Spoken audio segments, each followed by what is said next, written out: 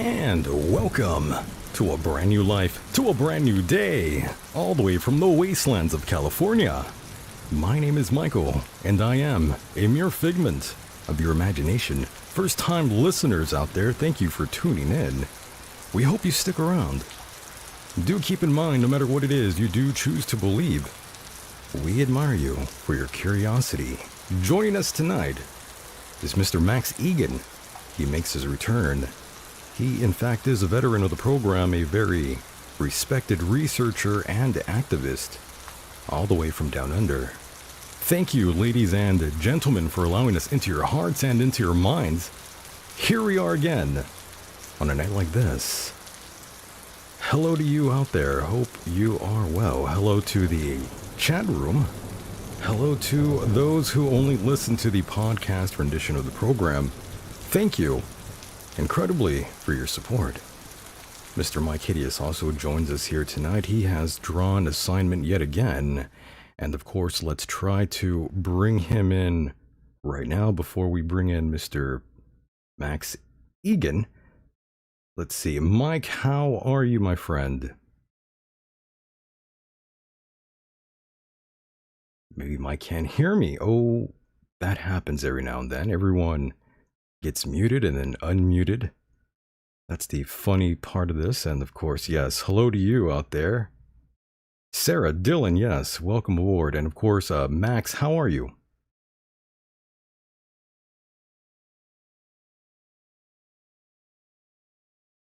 Max? Did we lose Max already? That's not a good sign, boys and girls. We have already lost contact with Mr. Max Igan. Unless he has somehow fallen deep into a hole somewhere. I don't know. I really don't know what happened to Max. Oh, yeah, Mike is saying he's here. Yes, Mike. I'm not quite sure why we cannot hear you all of a sudden. And yes, blessings to all from the UK. Yeah, thank you so much, Julie. That's very kind of you. Max, are you out there yet, Max? Very odd. We can't hear Max. Very strange. Regardless, I do want to thank all of you for being a part of the program here yet again. And yeah, Max, I'm not sure why I can't hear you. He's typing away. Can you hear me now? Now we could hear you. How are you, my friend? I'm good. I wonder what that was all about. I don't know what happened. You were there a moment ago. Okay, all right, all good. I'm here now. Very nice. Nice to talk to you again, brother. Yeah, so good to hear from you, Max. It's been not too long, but regardless, so much has happened in such a short time, Max. Can you hear me? Loud and clear. Very nice. Yeah, it's crazy. It's crazy. The world is moving so fast. I mean, I was going to have time off. I had time off my show in November. I've been doing a weekly show for 13 years, and I thought I'd have a bit of a break. And then since then, I've been putting out shows like 5, 6, 7 times a week. It's just crazy. And you can record some stuff and upload it, and by the time you've uploaded it, it's old news and the world's changed again. That's right. It's crazy how quick everything is moving. It really is. And of course, I really enjoyed our last conversation. We discussed all sorts of things, and we are beginning to see what the meaning behind a lot of these psyops are and were.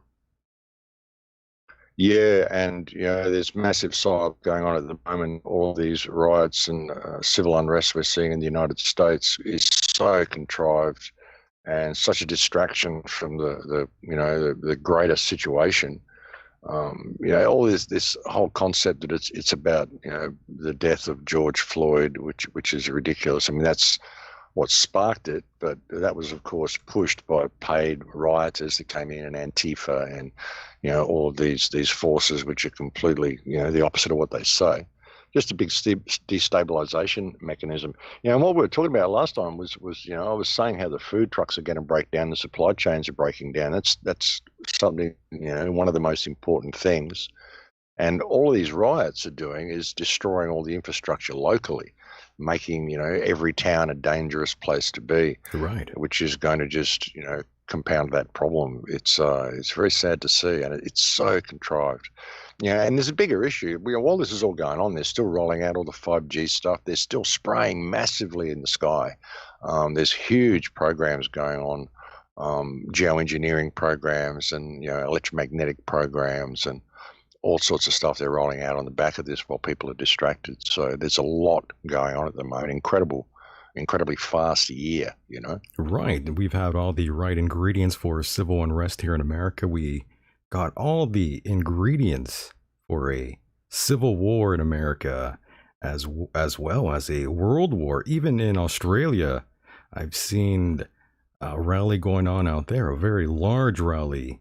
It's made its way to Australia even. I'm quite surprised. Yeah, 30,000 people in Brisbane yesterday. 30,000 people just in Brisbane.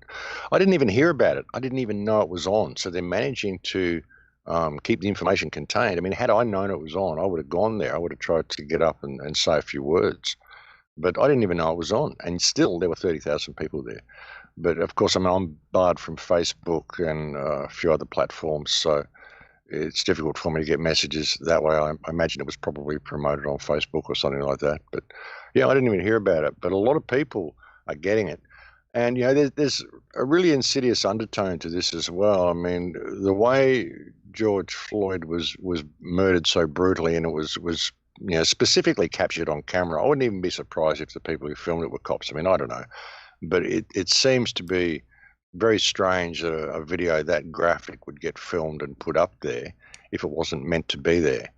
And the whole concept that it's just about attacking black people. A couple of days ago, there was that video of them pushing that white man down and cracking his skull open on the sidewalk. Yeah, so that's the whole thing. It's all crap. Yeah, it's about showing the people that the police are violent, putting the people against the police. They want the reaction from the people against the police. And now there's talk about, well, we can't have police being like this, so we need to disband the Minnesota police force where George Floyd was killed. And there's talk about pulling $100 million in funding from the LA Police Department.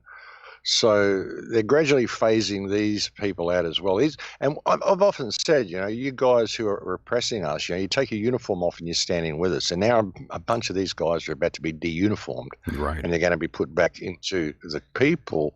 And this is going to pave the way for, the privatization of the police force, possibly even like martial law for a while, and then move into a privatized police force, which will eventually move into AI. Eventually there won't be any cops. There'll be robots. It'll be like what was that movie where they had the ring up above Matt Damon, and they had the robotized cops, and they had the ring above. Yeah. Elysium. Elysium, be like that. Be like cops like that. We'll get into that you for go sure. Into a place and you've got a little robot head sitting there talking to you, and you got to say the right thing, and it'll pick up on you. Read your body temperature and all that sort of stuff, so it'll know when you're stressed out, and you'll get, there'll be no human interaction. It'll be all robots. That's the way they want to push it. And the people will want it because we can't have these brutal cops, Right. And they're already pushing out the robot cops, and they're pushing out the little robots walking around the supermarkets now, moving around, checking on shoppers and, making it look like a click bot at home, all these ways of getting it in there, and that's the way they'll eventually try to push it, I think. Definitely, and I'm glad you mentioned that, as we will jump into that a little bit further as we continue. But just to wrap up with Australia really quickly here, I did manage to find the clip of news that I did want to play for the listeners and for you as well, Max. But just to finish up my thought really quickly, again, it is quite interesting to see Australia also getting involved from the looks of it, and it seems to have gone peacefully. I'm not quite sure. I haven't read anything else in regards to the outcome. And of course, I was asked recently if there were any rallies going on out here in my area. But again, I live in a very small town, population of maybe like 44,000, perhaps. But from what I witnessed in your area, Max, everyone seemed to have worn a mask, and everything was peaceful all the way down under. Well, yeah, it was. It seemed to be at that rally. I don't quite know what the rally was for, though. Was the rally in regard to the lockdown and easing the lockdown, or about COVID, or was the rally related to Black Lives Matter and the death of George Floyd? Right. That's the question I'd like to know about the rally. Because, there has been, like, mirroring what happened to George Floyd. There was a video that was released of a Western Australian police officer basically kicking the legs out from underneath an Aboriginal guy in Western Australia. And so that's kind of spilled the whole racial focus over here as well, because they're trying to shift focus. They don't want people talking about the lockdown, talking about all the fascism and all the rules that have been rolled out and the social isolation laws that they're rolling out. They want to shift the focus to civil unrest due to racial issues. So it's all about black and white. And it's all about police brutality and all this, which is not what it's about. This has been staged to shift the focus, and it's important that people look at that. So I'd be very interested to know what the real focus of that rally is. I'm just sending you a picture now from today's newspaper, which is the front page of today's newspaper, which shows the crowds in the street in Brisbane. So I'm sending that through on chat to you now. You might want to. I don't know whether you're showing this live on YouTube or whatever, but you might want to show that. I don't know. I'm glad you mentioned that. Yes, we are live right now on YouTube, and I just put up a GIF image of the rally right now. That happened, I believe, yesterday. The streets were filled. Again, I didn't expect this sort of turnout whatsoever. Well, yeah, it's quite surprising. But like I said, I'd like to know what the focus was, whether it was to do with COVID and the lockdown, or whether it was to do with the death of George Floyd, which was completely staged to do what it's doing and to bring about this complete destabilization of the United States. Max, if I could just interrupt for a second, I wanted to say something to you. I told Michael I had looked up some things the other day on concerning this whole situation with this police, quote unquote, police brutality. Last year in the United States, nine black men were shot by cops in what was considered to be unarmed men. Now, the reason I bring that up is because Black Lives Matter and many of the black people have, as well as many of the white people, have said that there's been there's been an attempt to eliminate black people it's a systematic takedown of black people. I ask you, do you honestly think that 9 people, sorry about that, do you honestly believe 9 people being killed by cops is a systematic takedown of the black community?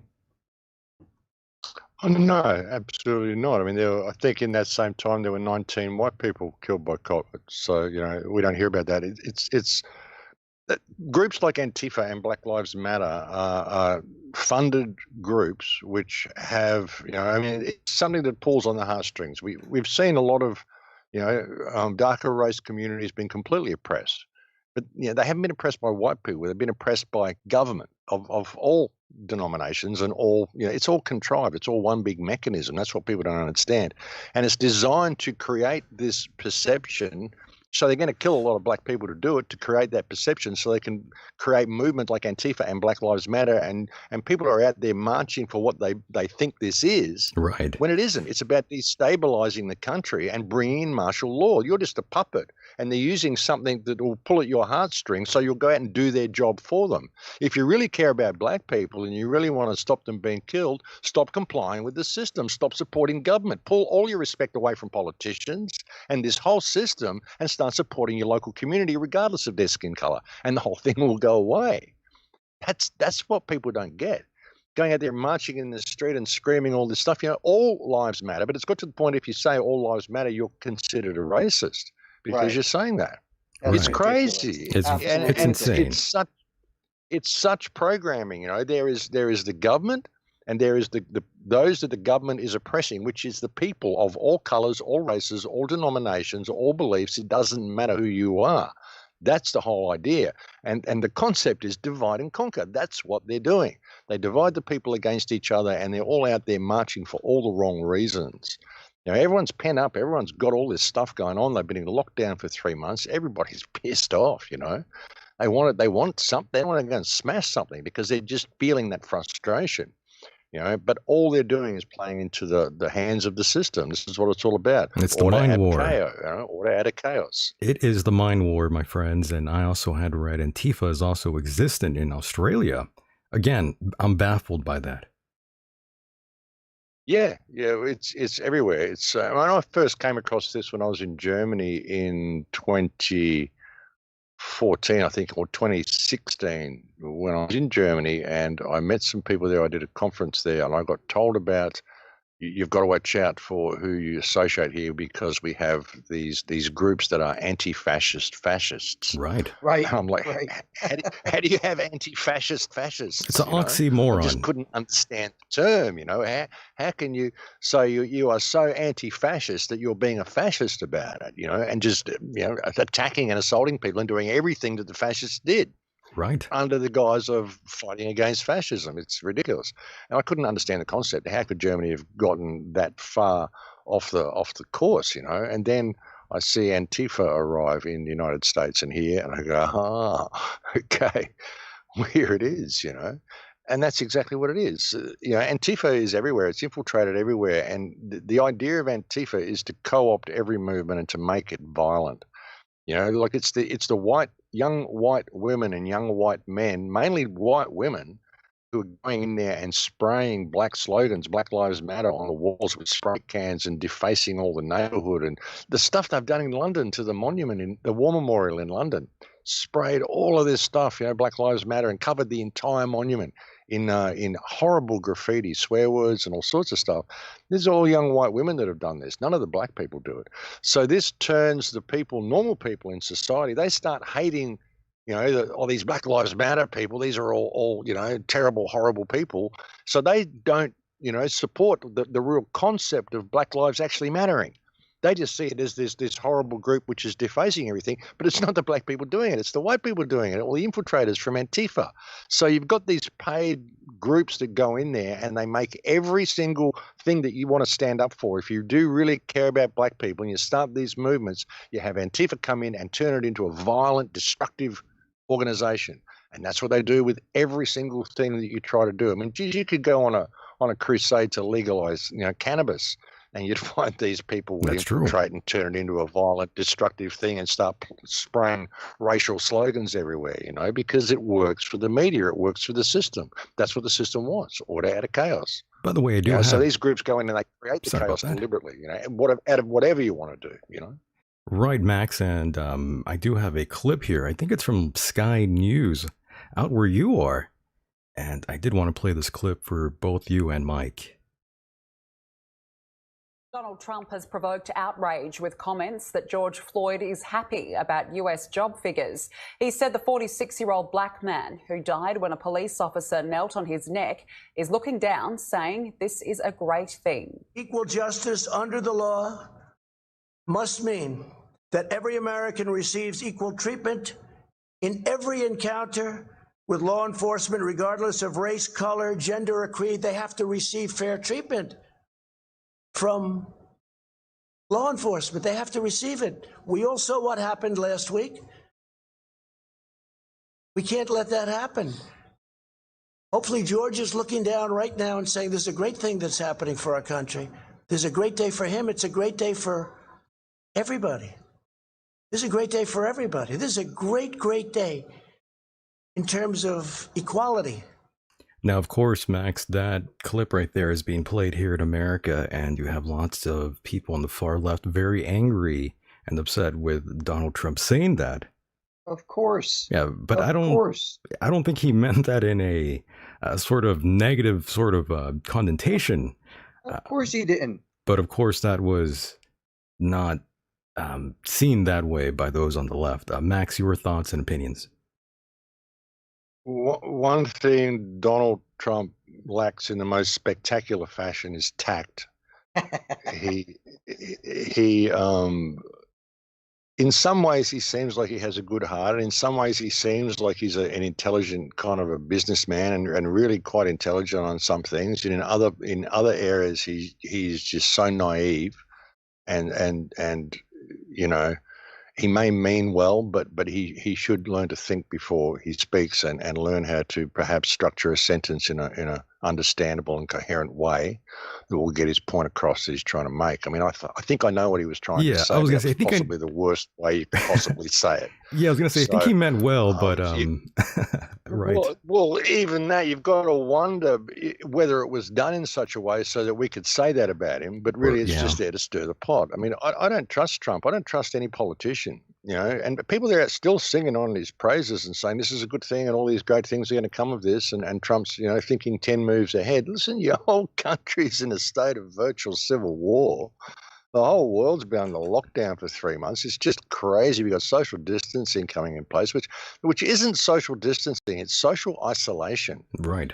Yeah, they've outlawed sex in the UK with anyone who doesn't live in your home. So really, no more. They have. Please, it's illegal from someone. It's illegal from. Go ahead and tell us. It's illegal for someone from another house to come to your house to have sex with you. Like if you're a boyfriend and girlfriend, no more. You're not going to have any more of these boys and girls going out and meeting people in public because they've got masks on. They can't smile at each other, so they're never going to meet anybody. And if you do, none of this getting married or anything. How can you ever go home and do the thing? I mean, it just doesn't work anymore. You can't do it. Right. It's social isolation. That's what they're doing. So, I mean, people need to look at the deeper picture here. All of this political rhetoric and theater, I mean, statements like that Trump just made, you can have people debating over, well, what did he really mean? Keep them going for the next couple of weeks. The media will have a field day with it. You know, the left and the right can toss it back and forth and have their little opinions about it. It works great. It works great. And people aren't looking at the bigger picture. They're not noticing the chemtrails being sprayed in the sky. They're not noticing all the restaurants getting these little signs out the front that say that people have to stand within, you know, one person per 4 square meters. That's it. And even families cannot sit closer than 1.5 meters apart. So no children sitting with their parents anymore in restaurants. No private conversations anywhere because you've got to be 1.5 to 2 meters apart from everybody everywhere you are. So everybody can overhear everything you're saying. Great for all the surveillance systems and all the stuff they've got there. So eventually people aren't going to want to go to restaurants or any of these places at all because it's just going to be ridiculous. So that'll close down all those small businesses as well, no matter how much they try to do it. You know, and eventually we will be just in a state of complete social isolation. And when you look at the tracing programs, the tracing program works, contact tracing, this gives them the opportunity to put you into quarantine over and over and over and over again. So, you know, the only safe place you can be that you won't end up in quarantine is to stay at home, which is where you will be if you're in quarantine. So it's a win-win situation for them. And no one's noticing any of this. Everyone's going out there. And great excuse for the second wave too, isn't it? Oh, look, you didn't socially isolate. You went out there and had all these protests and you're all close to each other. And we've got all your cell phone GPS numbers. And look, these people have tested positive. So all you people who are related to all that, you've all got to go and now be socially isolated. So we have these FEMA camps over here. So that's where you're all going because it says here that your phone's got a little red flag on it. So therefore, we can't let you into any shops or do anything because you all went out and you did all these protests and did all this stuff, you know. So right. You know, you can see how they can play. So no one's noticing any of this. I mean, the whole COVID response program hasn't gone away. While all this is happening, it hasn't gone away. The social tracing, all this stuff, it hasn't gone away. So, you know, people need to really see what's going on here. Definitely. And we'll touch upon that in a moment here. But let me quickly just wrap it up here with the Democrats here in America who are proposing to defund the police. Tensions are high. Many emotionally charged individuals are on the prowl out there. And of course, personally speaking, I think that's ridiculous. Defunding the police is not going to help anyone out there. And yes, the president has his hands full with all these issues right now. They're going to call. Yeah, Max, your thoughts and opinions. The president has his hand on all these issues. What was that? Sorry. Can you please say that again? My bad. It's okay. I was just saying, yeah, no worries. I was just saying that the Democrats here in America are proposing to defund the police. And I just mentioned that tensions are high with many emotionally charged individuals out there. And again, I don't think that's a very good idea. Well, especially at this time, and that's what I was touching on before. I think Right. it's all about that. They want to defund the police. They want to bring in a police force that the people will trust. That was the whole. If you go and look at should we defund the Minnesota police? There's a link that's on my last clip I uploaded below it, which takes you there. And there's a whole poll. I checked the poll, and there's like 64% or 65% of people say yes, pull funding from them, 34% say no. So there's a big push to defund the police, which is what this was all about. And if you read the article, they're saying we need to get rid of all the police we got here now, get rid of them all, and bring in people who are more trustworthy, who are going to work more for the community. So it's privatizing the police is what they want to do. And once it gets privatized, then they'll be a law unto themselves. And eventually, that would be while we're trying to privatize, and we've got to get rid of all these guys. So, now Trump's got martial law out. Maybe we'll just bring the military in to look after it just for now. They could do it that way. And it's never just for now. It always ends up staying that way. But like I said, I think eventually they'll move it over to AI. Once they've got everybody locked into this tracking program, this tracing program, they got all surveillance cameras out, they got 5G rolled out. They give AI lethal autonomy. If you look up Clause AI, you can just search for that, Clause AI, which is cyber lethal autonomy for world security. That's what Clause means. So, that's where they're heading eventually. That's where it will go. There might be a few little steps and, dance routines they've got to do to get there. Right. But that's where they want to take it. We'll kick it up a notch here on that topic as we move forward here. And we've had this pandemic, many call a plandemic. It seems like an agenda is unfolding here in America and around the world. Civil unrest is ensuing. And of course, the economy doesn't seem to be improving by any means, in my opinion. And this is bad news. All as a result of these events unfolding, it's only bringing us closer to further surveillance, as you're mentioning now, Max. And I'll kick it up further here. I remember just last year, the beginning of just last year, January of 2019, I remember a Russian who canceled his trip out here. He is like Russia's Roscosmos state space corporation. He's a part of that. He was the prime minister at one time, Dmitry Rogozin. He had denied coming out here because he said, and I quote, "I think that America is actually engulfed by its second civil war now." And that's what he said at the beginning of 2019. And you know what? I think he is correct. Well, it's definitely on the verge of it. They're trying to push for it. I don't think it's quite on the, quite in the state of civil war at the moment, but it's certainly getting very close. Getting close. There was someone I saw set fire to a cop. I saw a video clip of a cop being set fire to this morning as well. Someone just. Where was that, Max? It was on YouTube. Do you know where it was? Like what city, what town, what state? No, I would have to go back and check. I'll have a look for you. Major city. It was just before. Yeah, it's a major city, I'm sure. You found it, have you? No, but yeah. I think it might have been somewhere like Portland or somewhere. Oh, that's something like that. But they just poured a bottle of fuel on his back and set him on fire. This police officer. I mean, This is pretty bad stuff. They're shooting cops, and it's pretty bad stuff. I mean, but this has all been contrived. It's been pushed that way. Robin in the chat room says that was Robin in the chat room. Max says that was Mexico. Mexico, was it? Okay. Oh, that's right. It was Mexico. That's right. I remember now. I remember saying that. Mexico. Even in Mexico, you've got to understand, Mexico is reasonably laid back usually in the face of all this sort of stuff. So, they're pushing it. They're bringing in social distancing, and they're trying to push it in Mexico as well. So now they obviously want to push the whole. They want the conflict. It isn't just civil war in the United States. You see, they want it everywhere. I've just got another picture here from Byron Bay as well, and that picture is. I mean.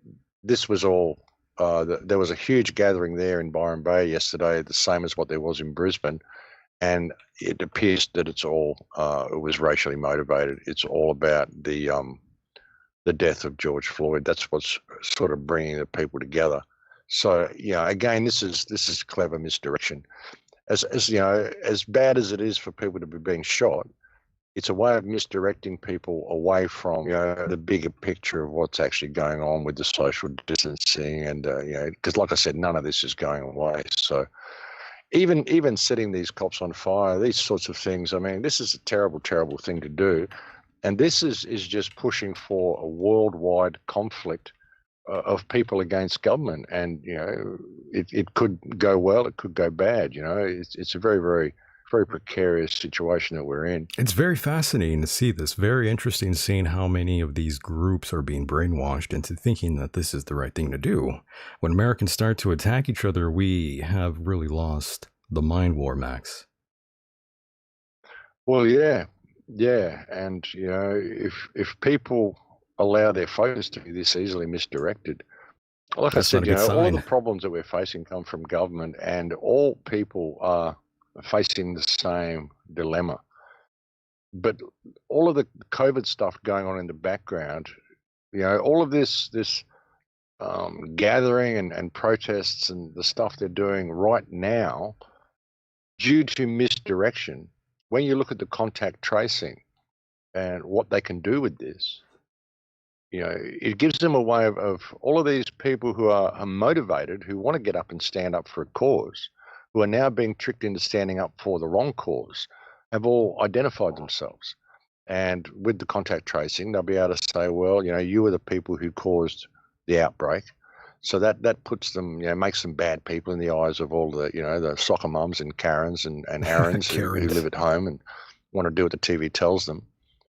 So I think there's a bigger picture here that people aren't seeing. I really do. And it's shocking how they've been able to misdirect attention that quickly just by killing some guy. I mean, this happens all the time. People get killed all the time. That's so right. The fact that it was done in that way and filmed in that way, it was done deliberately to bring about this entire situation. Yeah, that camera just all the happened to world's be there, right, staged. Max? Yes, I was just going to say that camera just happened to be there, and I agree with you wholeheartedly. The world is a stage, no doubt, and a listener in the chat, V, says 3 cops were doused with gasoline last week. Not lit on fire, though, I believe, St. Louis. In St. Louis. Right. That's where somebody... Not lit on. They weren't lit on fire. There was another cop who got separated from his crew, and a whole bunch of people guarded him as well. Did you see, it was Press TV, Dan Dix from Press TV in Canada yesterday, in Vancouver, got mobbed by about 100 or 200 Antifas. I saw that. And he ended up being escorted out by the police, and they arrested him for inciting trouble, they said, inciting violence. And he's like, hang on. And they're all calling him a racist and also completely contrived, and it was a full mob mentality. I mean, they would have killed him if the police weren't there. Absolutely. And this is pretty drastic. Dan Dix is a small man. He's not tall.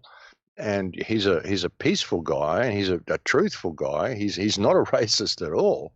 But this is what the mob mentality would do. All he did was go there with a camera, and because he isn't supporting Antifa, that means he must be a racist. That's and right. Therefore, they should tear him to pieces. And it's go crazy. figure, This the is the cops who mentality. saved him.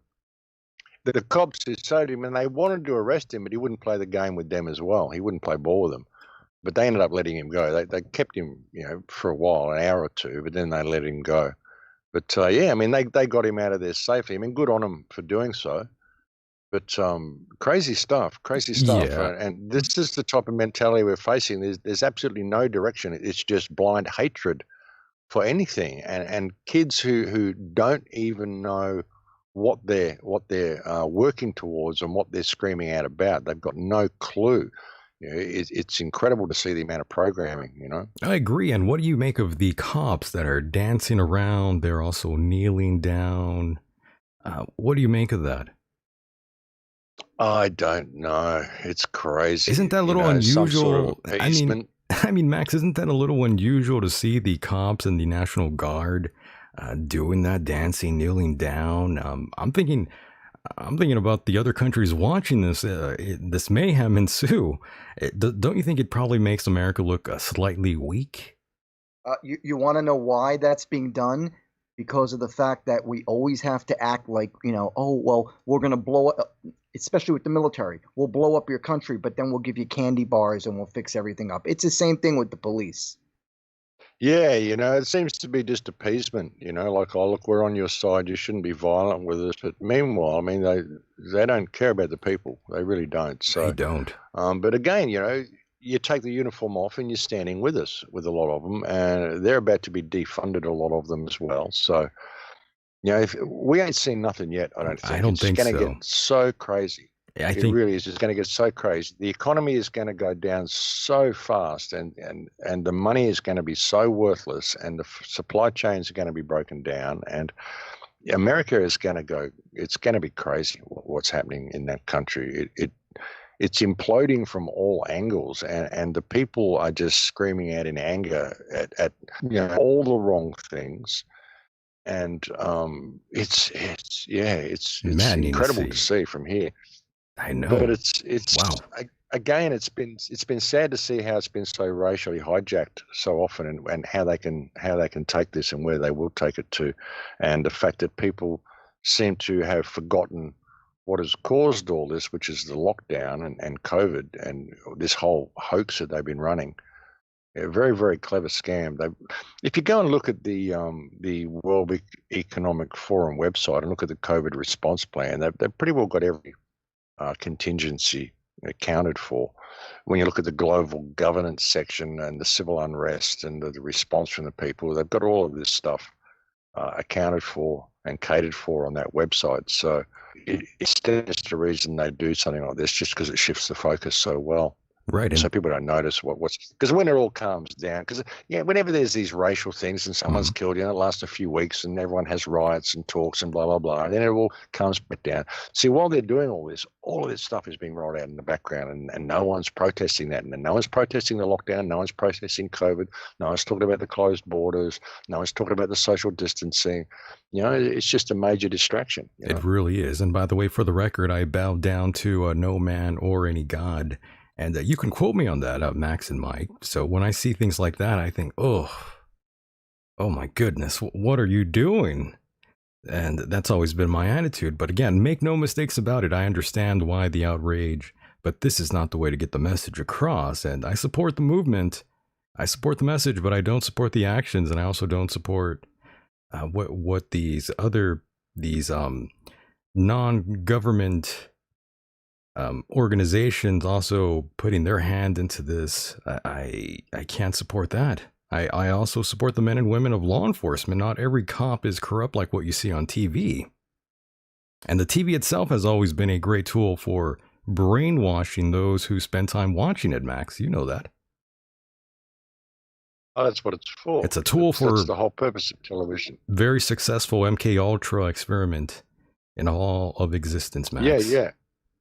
Yeah, and they know all about it. They knew years ago about the frame rate, the flicker rate, how to put you in an alpha state, when you become suggestive. It's programming. They call them TV programs for a reason.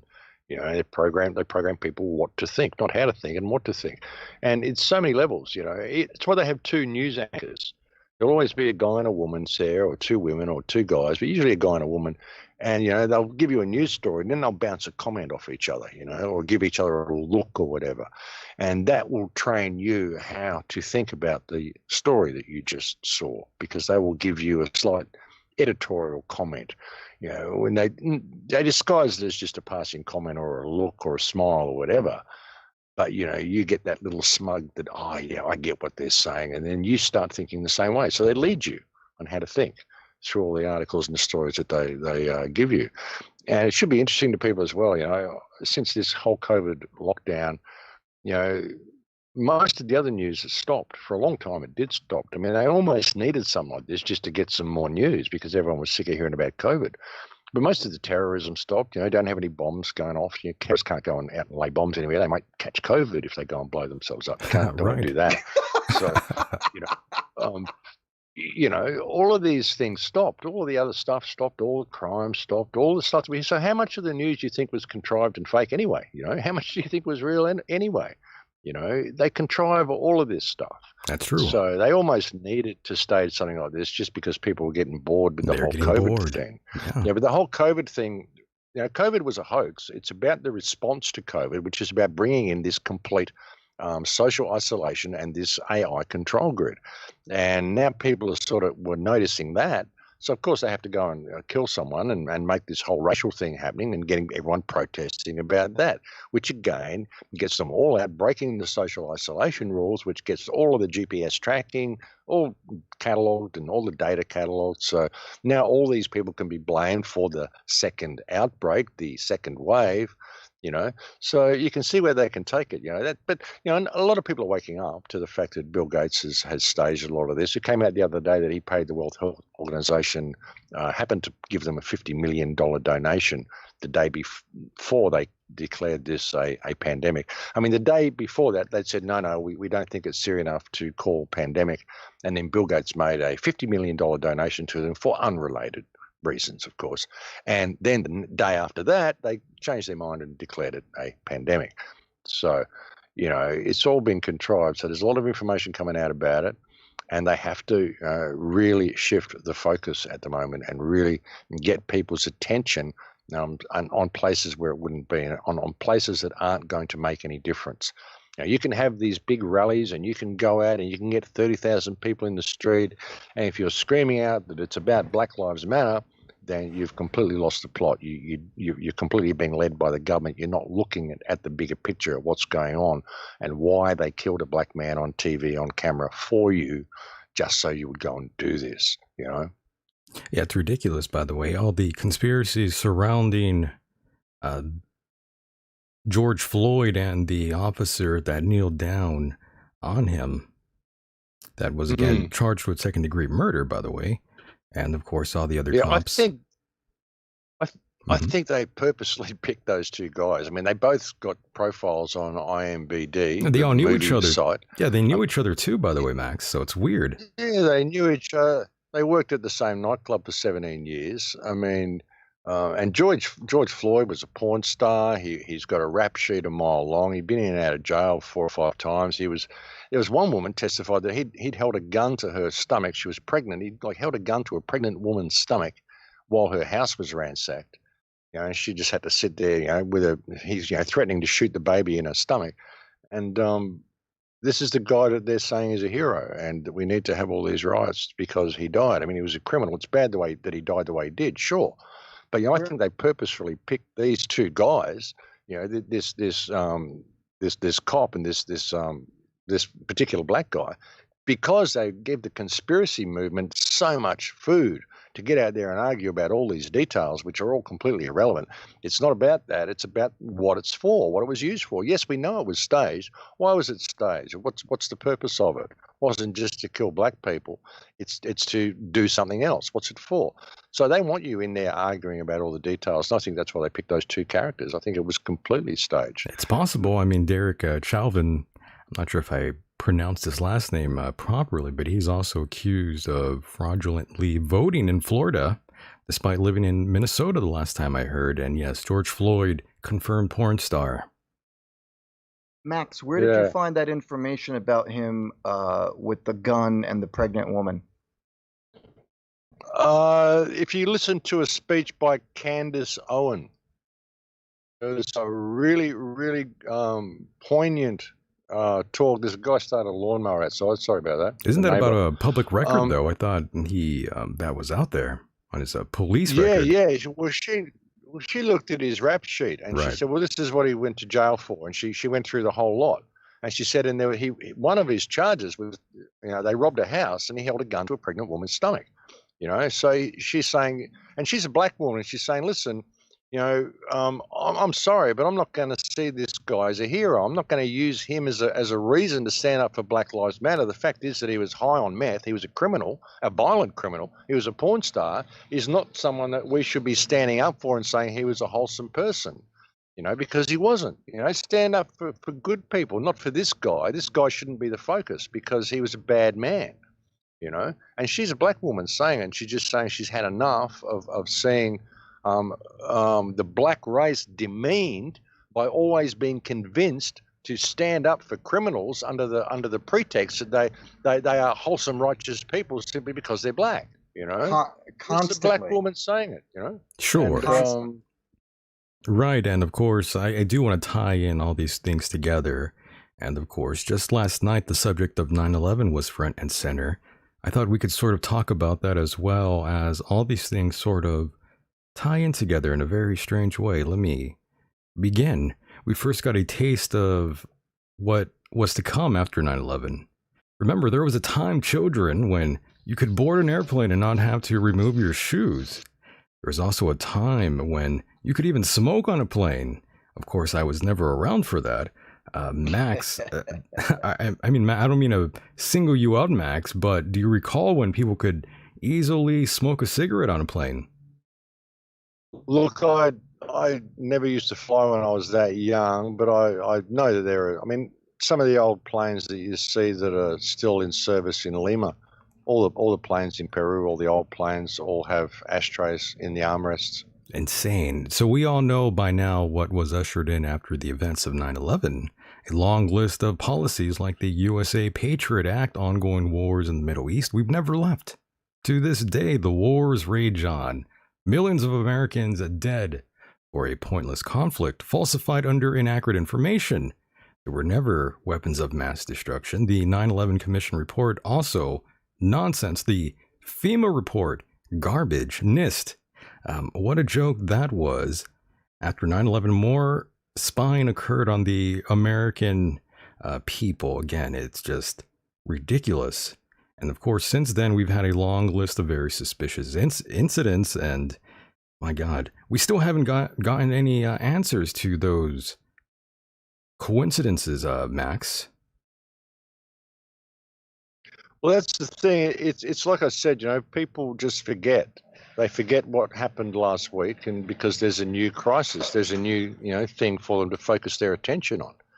And it's like with this whole COVID lockdown. Now they're all focused on the riots. In a few weeks, they'll be focused on something else. So and 9/11 created the beginning of the police state, if you will. I mean, it That's started right. before then, but it was the beginning of the end game. They were able to bring in all this stuff to protect you, which isn't to protect you. It's just to make sure that military force is on the streets. They're able to militarize the police through 9/11. So you got cops driving around in military gear, all wearing body armor, carrying automatic weapons. Some of these RVs and the weapons they've got, these are all military hardware that's all been handed over to the police. So you can't have the military on the streets in the United States, posse comitatus, but you can militarize the police and still call them the police, just put different clothes on them. That's what they've done. And So it's all meanwhile, moving towards the same thing. And now it's moving towards taking that surveillance that you got with 9/11 to the next level. Surveillance to a ridiculous degree that you're going to get through this whole COVID thing. This contact tracing is going to be unbelievable. Almost there, Max. And if they manage to eliminate cash through it all, then they've got you. Then it's complete social crediting, no thinking outside the box at all, and you'll be monitored in every aspect of your life. Yeah, we're getting every there. Conversation, everything will be monitored. Oh, yes. We'll get there right now. Mike, I think you had something to say. Get in there. I wanted to mention, too, the whole airport thing. When they began, making you remove your shoes Right. and picking so many people out of a crowd, then they were picking Caucasian little old ladies who were, okay, ma'am, sorry, we have to pull you aside and you have to, go into the back. We got to check you. And it was just pathetic. It was just absolutely pathetic. Exactly. Yeah, well, that's what they do. That's what they do. They want to put it in your face, so that people see it and see if you complain, see how much they can push. So they do this stuff for a reason. They want you to see what it's going to be and see whether you're going to take it, and people have kind of rolled over on command, unfortunately. That's exactly what we're seeing right now. And again, we will jump into the whole tracing and facial recognition in a moment here. But again, I just wanted to make light of this and say, again, we are not giving any sort of answers, and the excuse is always something to do with national security. And of course, fast forward, and we've got this pandemic, all the right ingredients, Max, just brewing for things to go haywire. Well, yeah, I mean, the pandemic checks all the boxes for everything they want to do. If you look at the lockstep document, if you look at there's a document, I think, called Future Shock as well, that came out last year. And, the World Economic Forum, Agenda 21, everything. It checks all the boxes. Social crediting, mass surveillance, social distancing, which again is not social distancing, it's social isolation. Eventually you'll have people, just no human contact at all. And it'll just be online contact. And sex robots and all that sort of stuff. And if you want to meet someone, you'll have to meet them online, and then you can probably send your sperm and eggs off to the exogenesis people, and they will create a baby for you and send it off to you by drone. I mean, who knows where we're going with this? I mean, you probably get to a situation where you won't even have people having babies. They'll just get delivered to them, or the babies will simply grow up as wards of the state.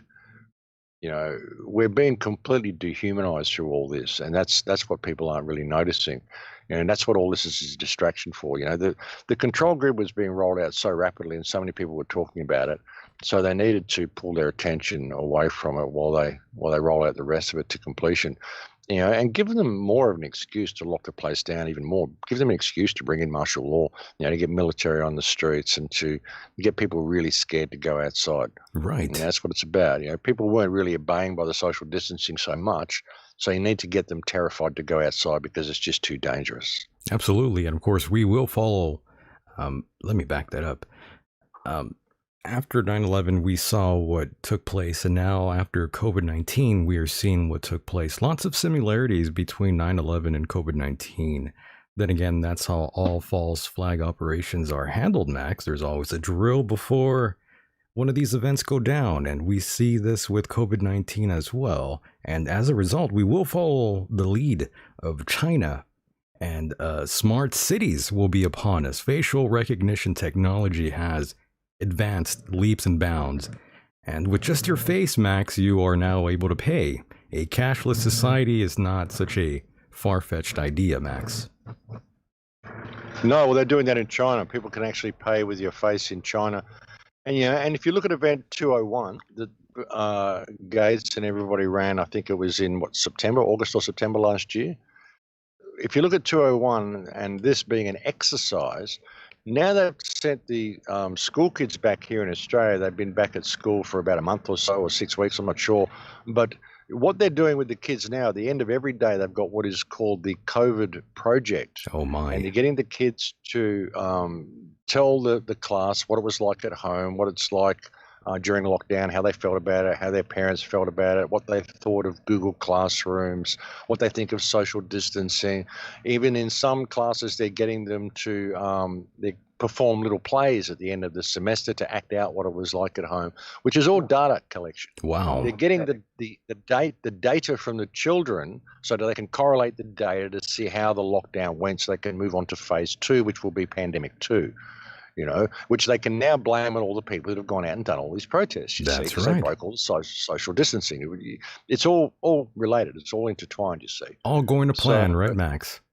I guarantee that's what they're doing there in the United States as well. If any schools have gone back in England, any places where schools have gone back, I guarantee they're questioning the children about what it was like to be at home during the lockdown and how their parents felt about it, whether they believe the pandemic's real. And all of the kids will be just saying, oh, my mum doesn't believe it, or my dad doesn't believe it, so they'll know which homes and who, they get all the data from the children, and they don't know what they're doing. They don't know why the schools even need this data. So, yeah, it's all being taken to the next level, and that's what they're doing now. So there's a really, really insidious play going on here, and a much bigger picture than most people are prepared to look at, and even I've got friends that said their daughter has only been back at school 3 days and she's already showing signs of anxiety due to the social isolation.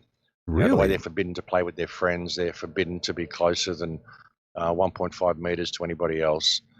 So this is really doing some damage to the psychology of the children that are going back and having to spend time in these places. Absolutely. So schools are very, very different now. They said it's like torture. My goodness, I could only imagine. Of course, many are saying the second wave most likely will happen, Max. All of these protests don't seem to help, and I'm well aware the numbers may not be quite as accurate as one is led to believe, Max. And I was asked if I thought, if my opinion on COVID-19 has changed at all. And I'm still someone who doesn't want any kind of flu, though, Max. You know, I never even liked shaking hands pre-COVID-19. I don't even want anyone coughing or sneezing next to me. I hate being sick, and I'm not a germaphobe at all, Max and Mike. I really don't like being sick. Well, that's fair enough. I still don't think there's any pandemic. I mean, the way they're recategorizing things, did you hear that if you have a stroke, it's very likely COVID-19? It's COVID-19. Yeah, that's why it's a little odd. COVID-19. If you have rash on your toes, it's COVID-19. Yeah, that's right. They're saying if you experience vomiting or diarrhea, it's COVID-19. I was constipated. That's COVID-19. It's probably COVID. I've got a bit of COVID in my knee, actually. My right knee's a little bit COVID-y, I think. Your COVID is flaring up. You know, yeah, my COVID knee's flaring up. But everything is COVID now. See, they've got to do this. And the reason they said it only attacks old people to begin with was because, you know, these people are in nursing homes. Oh, they're all dying from COVID. No, old people die in nursing homes. That's why they're called nursing homes, because they need nurses because they're sick and they're dying, which is why they're in a nursing home. Perfect place to say, oh, all these people are dying from COVID. And since we've had a huge spike in people dying in nursing homes since this pandemic started, it's because you've stopped all these people having access to their children. So they're just sitting in these nursing homes withering away, and they've lost the will to live. So many of them are dying. You know, it's a scam. It's a complete scam. There's no evidence to support it at all. And, you know, so many doctors are saying it's a scam. Everything they're doing is designed to make us sick, the wearing of facial masks and all this sort of stuff, increasing the viral load and the bacterial load on your body all day by wearing these masks, setting yourself up to become sick, you know, completely destroying your immune system by social isolation. So, you know, yeah, there'll be a wave, and there'll be something, and people probably will get sick. Perhaps 5G will have something to do with it as well. Perhaps the incredible amount of chemtrail spraying they're doing. I saw a video clip this morning where they were basically doing circles over Portland, like literally doing rings in the sky, 4 or 5, 6 layers deep of just chemtrail rings in the sky above Portland. And I don't know what they're doing here. It's been cloudy for weeks, but no rain, which has been kind of weird. Right. But mostly cloudy. So I don't know how much spraying they're doing here above the clouds. So, you know, we will see some sort of a second wave. And that's, I think, again, what a lot of these protests have been designed to create the excuse why there would be a second wave. Oh, look, we'd done all this social isolation. We were doing so well.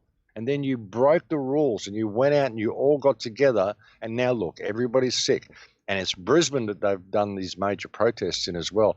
I said on a radio show release yesterday, that I'm fully expecting there to be some event in Australia, whether it will be a COVID cluster that breaks out, or whether it will simply be another terror attack or a shooting or bomber or whatever it is they'll do. We've had alleged terror attacks in Melbourne, we've had them in Sydney, but we've had nothing in Brisbane. And the Brisbane border, the Queensland border, is the last border to open. Everyone's up in arms that they won't open the border between Queensland and everywhere else. The state premier is saying, no, we want to keep it closed till September. You know, so that name keeps coming up, September. You know, and now we've had this massive protest, 30,000 people on the streets in Brisbane. That's going to create the excuse for there to be a major cluster on the Gold Coast or in Brisbane of COVID-19. You might have to shelter in place after that. The excuse to lock us down even more. Exactly, and that's what's probably going to happen out there. And by the way, Max, I heard reports of COVID-19 is possible to remain in men's semen. But of course, studies are shaky on that, of course, just like how smoking first was bad, then not so bad, then bad again. It seems like we are just completely unsure with the coronavirus going around, the CCP virus.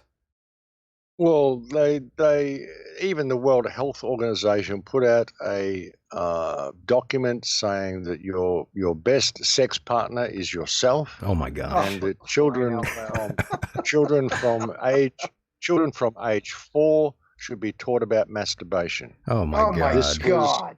Here we go. This was released by the World Health Organization about a month ago. Okay, during this COVID crisis, you are your best sexual partner, and children should be taught about masturbation. Wow. So it's about creating this gender-neutral society where we're all locked into the matrix. We don't want partners from other sexes. You know, we're just all gender neutral. So yeah, of course they want to say, oh look, you've got to stay away from semen, can't have sex. You know, that's why sex is illegal now in England. You know, if no sex with anyone outside your household. Well, it's great. Incest, the game the whole family can play, I guess. How religious? I mean, how does this work? You're very religious doing that. Yeah, I mean, where are they going with all this? They're going towards transhumanism. That's where it's all leading you into the mainframe. If you want to have sex, well, you can buy a robot for that. You know, Japan leads the way in that technology, by the way, Max and Mike. Japan, on the forefront rather of these sex robots with AI. Yeah, it's everywhere. This is what they want to bring in, but they need to. You know, a lot of people won't go along with it, so you get a massive reset. The world or the UN is now saying that this COVID crisis is a great opportunity for a world financial reset as well. They're openly saying that now. The reset button for sure, Max. Yeah, and it's a reset in so many ways. It's a reset of everything. You know, civilization as we know it is in the process of crumbling right now. It'll crumble to different degrees in different parts of the world.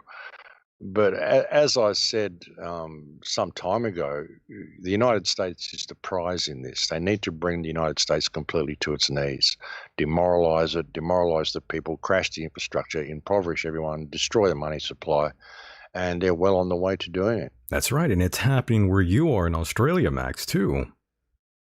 They want to do it there. It's happening everywhere. That's crazy. It's happening because everything runs off the US dollar. The US dollar is the world reserve currency. So, right. You know, once the US dollar crashes, and you can't pump the trillions that, you know, 6 trillion, you know, he's pumped into it, 6.2 trillion. I think even more. I think they're talking about pumping another trillion into it. And crazy. Wow. I mean, crazy. I think when Trump signed that stimulus package, he said, I've never signed anything with a T before, you know. There hasn't been anything signed with a T before. There's never been a $1 trillion check signed by the White House. It's insane in 2020 what's been going on. What it was, you know. Right. So, yeah, it wasn't just that he's never signed anything with a T before. No one's ever signed anything that big before. Right. So people don't realize the damage this is going to do. You can't just do this and just put all this money out there and expect things to stay the same. You know, so I mean, again, you know, how are you going to cover up that incredible crash that's coming? Well, all these riots and stuff should do a great job with that. Go and destroy all the infrastructure, and then blame Black Lives Matter and Antifa. Oh, done. Indeed, and of course, California is slowly reopening right now. Gavin Newsom had made some announcements recently, and of course, that's good news. We do need to slowly open things up here, get the economy going, no doubt. No doubt about that. But until a riot starts and they have to close it down again. That's the only bad part, though, yeah. Until the riots kick up again. Of course. As I told you... Go ahead, I'm sorry. As I told Michael the other day, I had to go... It was Thursday. I had to go to the pharmacy to get a prescription in one of the next towns over. And they had called me early, and they called me and said, Mike, you know, you got to come early because we're closing down early. I said, oh, why? Well, there's going to be a demonstration in front of the courthouse, and you know, in the event there's trouble, we don't want to be open. So now in Pennsylvania, so many of the businesses have just opened up, and particularly, I'm particularly focused here on the town of Honesdale, right? Which is what I'm discussing here, and now the entire town had to close down because they had a demonstration. Now, fortunately, it wasn't violent, but nonetheless, I mean, you know, we've been waiting 3 months to open up, and then they had to close down for a demonstration. Amazing. Yeah, shift the focus. That's what they've done. They've shifted the focus. And a lot of people have even forgotten why they were locked down now. That's true. Now they're just protesting Black Lives Matter. Yeah, people just have this attention span, which is ridiculously short. So that's just what happens, unfortunately. And like I said, they're not noticing what the lockdown was all about, which was all the tracing and all that. And even with California reopening, slowly reopening, it's going to be with social distancing. So it's going to be very, very different going out to places. Like in Australia here, if you go into a restaurant now, like I don't know whether they're going to bring it in Queensland. They probably have. I haven't been out. They haven't opened a lot of restaurants yet. But in New South Wales, if you've got to go and measure your restaurant and figure out how many people you can fit in there with one person every 4 square meters, okay? Everybody's got to be 1.5 meters apart. And you've got to put a little sign up on your door saying this restaurant can hold this many people. Which might be, 8 or 10 or 15 or whatever. You can have up to 50 people there, but you'd have to have a huge place. You've got to have 4 square meters around every person. So that's a big restaurant to have 50 people. Absolutely. And so this is what is going on. And when you go into the restaurant, you've got to give them your name and your address and your phone number for contact tracing. Okay. And if you don't provide that, then you're not allowed to go in and sit down. And that data has to be stored for 28 days. But the people who own the restaurant, you can't store it on paper. You can't write it down anywhere. It's got to be entered into a certain database. It can't be on paper or anywhere that the people in the restaurant or the public could see it. Okay, that's stipulated. And this all goes off to the government for contact tracing. And then if one person in that restaurant might go somewhere else, and then go somewhere else, and go somewhere else, then go somewhere else, and then come in contact with someone who's tested positive for COVID, and their phone registers that, oh, look, they've just tested positive for COVID. And then every place that person has been, all of those people are going to be notified and told that they need to be quarantined because you're in contact with someone who tested positive for COVID, you see. So, and then you've got to be quarantined for 2 weeks. And then as soon as you go out, you could go straight to the supermarket. You come in contact with someone who's been in contact with someone who's had COVID. So now you've got to be quarantined again for another 2 weeks because you went to the supermarket. I know, how lovely. You see, so this is how it's going. And this is what they've got in place in California. So now they've opened California up. This gives them a chance to start bringing in all this contact tracing. And what people are going to find is that California is going to be very, very different. I mean, I've been to LA. I've spent a lot of time there. Some of those cafes and bars and restaurants along, in Santa Monica and stuff along the beach there. Nice. People up there on the top in these rooftop restaurants and stuff. This is all going to be different. The whole California lifestyle, it's gone because of social tracing and contact tracing. I'm going to miss a lot of those restaurants out there in La Jolla, that's for sure. And by the way, Robin in the chat room says, I can't breathe in the mask. And yeah, lots of people can't breathe in those N95 masks.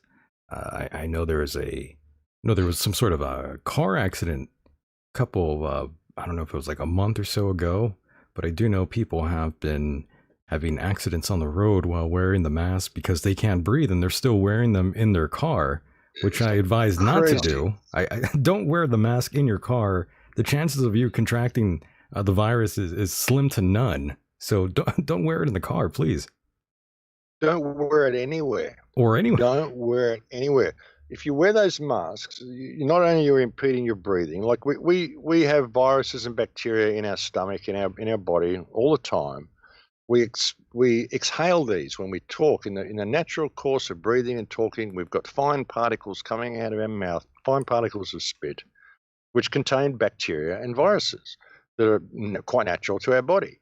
We normally expel these into the atmosphere. When you're wearing a mask, you're expelling them all into the mask in front of you, and they're all sitting there. You've created a petri dish in front of your nose and your mouth, and you're breathing through this petri dish of viruses and bacteria that come from your body that are normally expelled, and you're breathing through that all day. So you're making yourself sick. Anywhere that I go, if they ask me to wear a mask, I say, no, I can't because it's bad for my health. And if you're claiming it's good for my health, then I require you to provide me with proof of claim. Amazing. If you're providing that it's good for my health, or for it benefits my health or the health of anybody else, then I require you to provide me with proof of claim, because I can go and ask any doctor and provide you with proof of my claim that this is bad for your health. And in fact, it isn't even my claim. It's just common knowledge among the medical industry. So you need to provide me with proof of claim why I need to perform an action which is going to damage my health in order to enter your establishment. And if you're doing this because of legislation that's been come down and told you that you have to do this, then I'd like the name of the parasite masquerading as a politician so that he can provide me with proof of claim. And when he can't do so, because I know he can't, then I would like to have him charged with reckless endangerment of the public health, because you cannot legislate the causation of harm. Who the fuck is this person? Name him to me, because I want to press charges to him. That's what people need to be saying. Right. You telling me this is good for my health? Give me proof of claim. And besides, you're not a medical practitioner, so how can you tell me to perform an action with any claim if it's going to be good for my health or not? Who the hell are you? You're not a doctor. You can't give medical advice. That's against the law, isn't it? I guess people don't like you coming into their restaurant. Yeah, absolutely. And this is what I say to them. Any shopping center, anybody who tells me I can't use cash because it may contain COVID, I pull a note out of my pocket from the Royal Australian Mint that says, here you go. This is from their website, which says that cash can't transfer COVID, and that you are performing a grave disservice by not allowing people to use cash in your store. So read that, and then go get your manager and get him to read it, and then get him to come out here and explain to me why I cannot use legal tender in your store. And every time I've done that, I've used cash, and they've sold me the item that I wanted. By the way, I got a funny story to tell you really quickly here. Just the previous night, I had gone to a Jack in the Box out here where I live. It's a fast food place. I just wanted a milkshake. So I went to go buy one. And this is the drive-through, by the way, folks. As soon as I pull up to the window, the lady says that I have to have a mask on.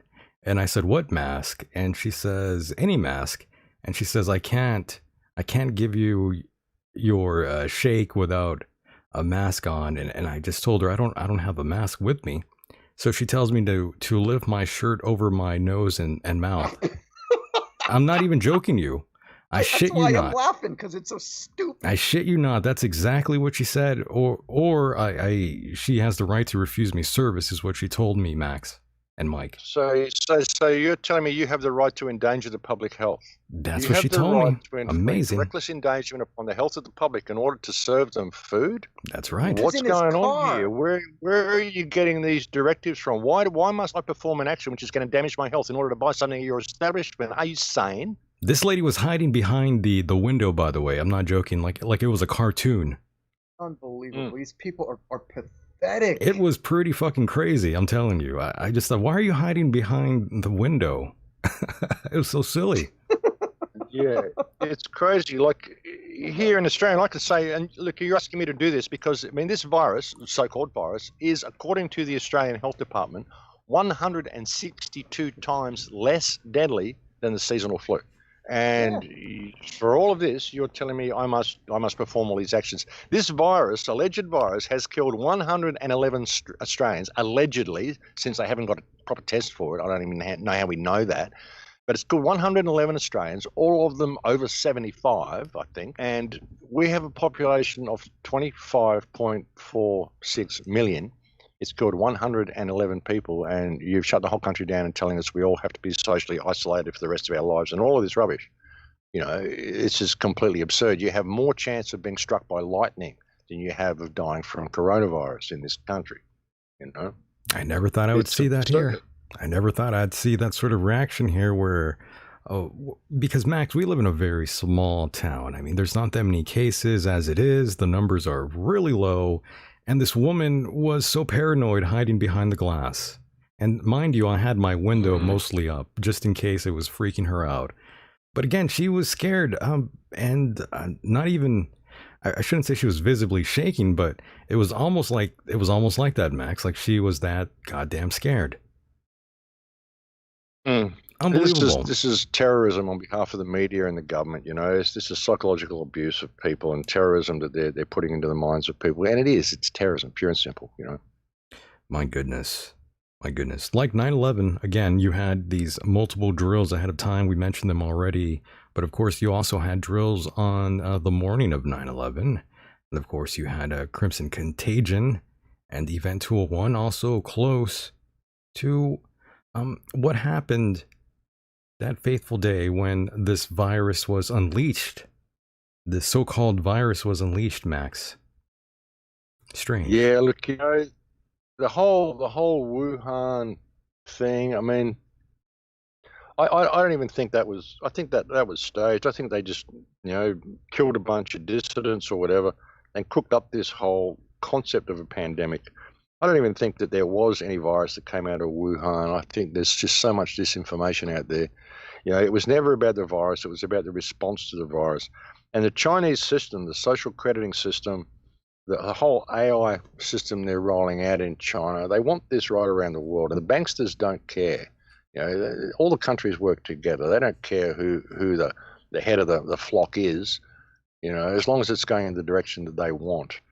And I don't even believe the whole concept of the virus coming out of Wuhan. And I think it's all been completely and utterly contrived, the whole thing.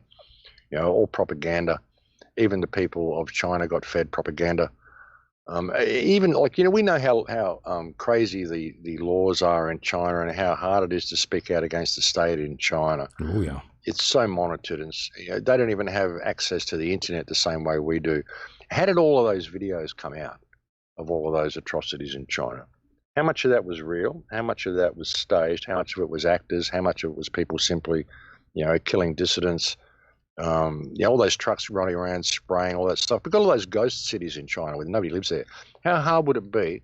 You've got an army of how many million in the Chinese army. How hard would it be to bring in, a couple of thousand soldiers, dress them all up in civilian gear or whatever, and just run a theatrical exercise and film it all and make it look like all this stuff's going on when it isn't, and then send it out there. So that the West thinks this whole thing's happening, and it's a media stunt, the whole thing. And it isn't even that you're fooling the West. I mean, the West and the Chinese, they're all working together. It's all one big happy crime family. That's what people don't get. There's no remedy in government anywhere. There's no good guys and bad guys in government anywhere. It's all one big puppet show, the whole thing. Some say that's what I think actually happened. I don't think there was ever any virus that came out of Wuhan. I think the whole thing has been a media stunt. Some say the George Floyd incident was staged and faked, that he was dead a long time ago. What? Oh, look. That's a new say, that's a new every conspiracy time anybody now. gets shot or killed, they say, it was crisis actors. I mean, it looked like a guy died, and it makes far more sense to kill someone. It isn't like they care about life. That's one of the new. Why are you going to get? Yeah, why are you going to fake an event like that when you could just do it? And I think that there's other footage as well where they're kneeling on his neck and there's no one standing around, and then suddenly there's a whole crowd of people on the sidewalk filming him. So I wonder who those people were, because we never saw any of the people who were actually filming him. That seemed to be a crowd of people there. They never walked into the right spots, and it seemed to be, very much contrived that they wanted to get it on film. So I think that was definitely staged, but there's no point in not killing someone. I mean, it makes far more sense to kill someone. And think about it. If you're a crisis actor and, you're going to go and fake all that. Okay, let's say you're George Floyd. You're a crisis actor. Okay, I've got a job for you, George. Right. You've got to come to the street here. All you got to do is lay down in the gutter, face down in the gutter with your hands handcuffed behind your back while a guy kneels on your back and I kneel on your neck, and you've got to stay there for 10 minutes. Would you take the gig? No way would you take that gig. Too easy for them to just kill you and use you as a patsy. There's no way a crisis actor would even do that. Yeah, that's just one of the newer conspiracies surrounding. Arguing over details. Right. That's one of the newer conspiracies, Max and Mike, that all of this was staged. That this wasn't real footage. Mm-hmm. I think it was set up to happen. Absolutely, I do. There's a 6 on the garbage can there. Just for all the conspiracy theorists, they give them all the 666 stuff to look at. You can have Freemason signs around the place. All the cops are Freemasons anyway, so you get the Freemason conspiracy guys in there, you get the 666 guys in there, you get the crisis actors, all fake guys in there, get them all arguing with each other. So that while they're all arguing with each other, you can all these riots and keep rolling out this COVID system and do all the shit you're doing while they're arguing over the details. Right. That's why you make sure there's a lot of details for them to argue over. That's why you pick someone like Chauvin and George Floyd, because of the background they've got and the fact that they work together. Perfect to do this. I mean, the whole thing, I think, was set up, was staged, but that doesn't mean they don't kill people when they do these things, you know? Oh, I agree with you. I just wanted to run that by you and see what your thoughts and opinions were on that. And of course, I forgot to mention that Italy said that 96% of the virus fatalities suffered from other illnesses. That's what's going on out there in Italy. So again, the numbers have not been accurate, is what we are finding out. Yeah, you had one Italian politician as well calling out for the arrest of Bill Gates, wanted to charge him with crimes against humanity for what he's done with this contrived pandemic. You had another Italian politician. There's been a couple of them speaking out about it. One of them scolding the parliament for wearing masks and basically saying this is all a hoax, it's all fake. So it's been good. It's been good to see. You know, and the place they used, I think it was Lombardo in Italy, where the major outbreak was, is the most polluted place in all of Italy, with 3 times the death rate of anywhere else. And so you've got people here dying of respiratory problems. Well, that's what they always die of in Lombardo. Yeah, you have like 200,000 people per annum die in Lombardo, and the closest comparison in any other Italian town is, I think, like 60,000. So, you know, nearly or over 3 times the amount of people already die in this town every year. So, you know, it's all very contrived. And Italy's been right out there on the front line calling out this. I mean, a lot of Italian politicians have, but the Western media just isn't reporting it. The only place you can find it is when people upload the clips to YouTube, because the TV won't tell you. You know? No, the TV never tells you, as well as my government here in America. They never admit when they're wrong, or when they've done something wrong, or anything for that matter. They never really give us truth. I mean, we still don't know what happened exactly the time JFK was assassinated. We don't know exactly what happened the morning of 9/11. The facts have not been delivered to the American people. That, in my opinion, should outrage every American citizen and those around the world who were affected by terrorism as well. I mean, just to get down to the meat and potatoes of these things, I mean, shouldn't we be outraged as a people? All walks of life, shouldn't we deserve the truth? Instead of being lied to? People should have been outraged years ago, brother. They should have. I mean, with JFK, like you say, I mean, right back then when that conspiracy developed around the assassination of JFK, I mean, how many things can the United States government do wrong and people find out about it through declassified documents or whatever? Years later, yeah. Freedom of information stuff, Gulf of Tonkin. I mean, so much stuff. There was just completely, utterly wrong, just absolute lies. Even go back to the overthrow of the revolution in Iran in 1954, right, which was completely staged by the United States government. I mean, Iran was a peaceful democratic nation. Everyone wore Western clothes, and there wasn't any Sharia law anywhere, and it was just a normal place. And then the United States stepped in because they wanted it to go the way it did, because they needed it for this whole situation we've got now. That was the whole birth of the Islamic extremists. Was when the CIA overthrew Mossadegh in 1954 in Iran and created the whole situation and led it to exactly where we are now. That's right. Created that fear into the minds of people so they could lock us down into this police state that they're doing now, and that the guys are protecting us. Again, I'm going to say this, and it's going to be controversial, and I always say this on the program, but in my opinion, America should have never done what they did to Saddam Hussein. He was the greatest leader of the Muslim free world, yet we fucked all that up. I agree. I can't believe it. Yeah, they did really mess him up, and same with Gaddafi. They did terrible things to Gaddafi. Gaddafi had done incredible things for Libya. Libya was a thriving country when they killed Gaddafi. And so, I mean, it's shocking what the West has done, and then what they continue to do to Iraq, and what they have continued to do to Iraq.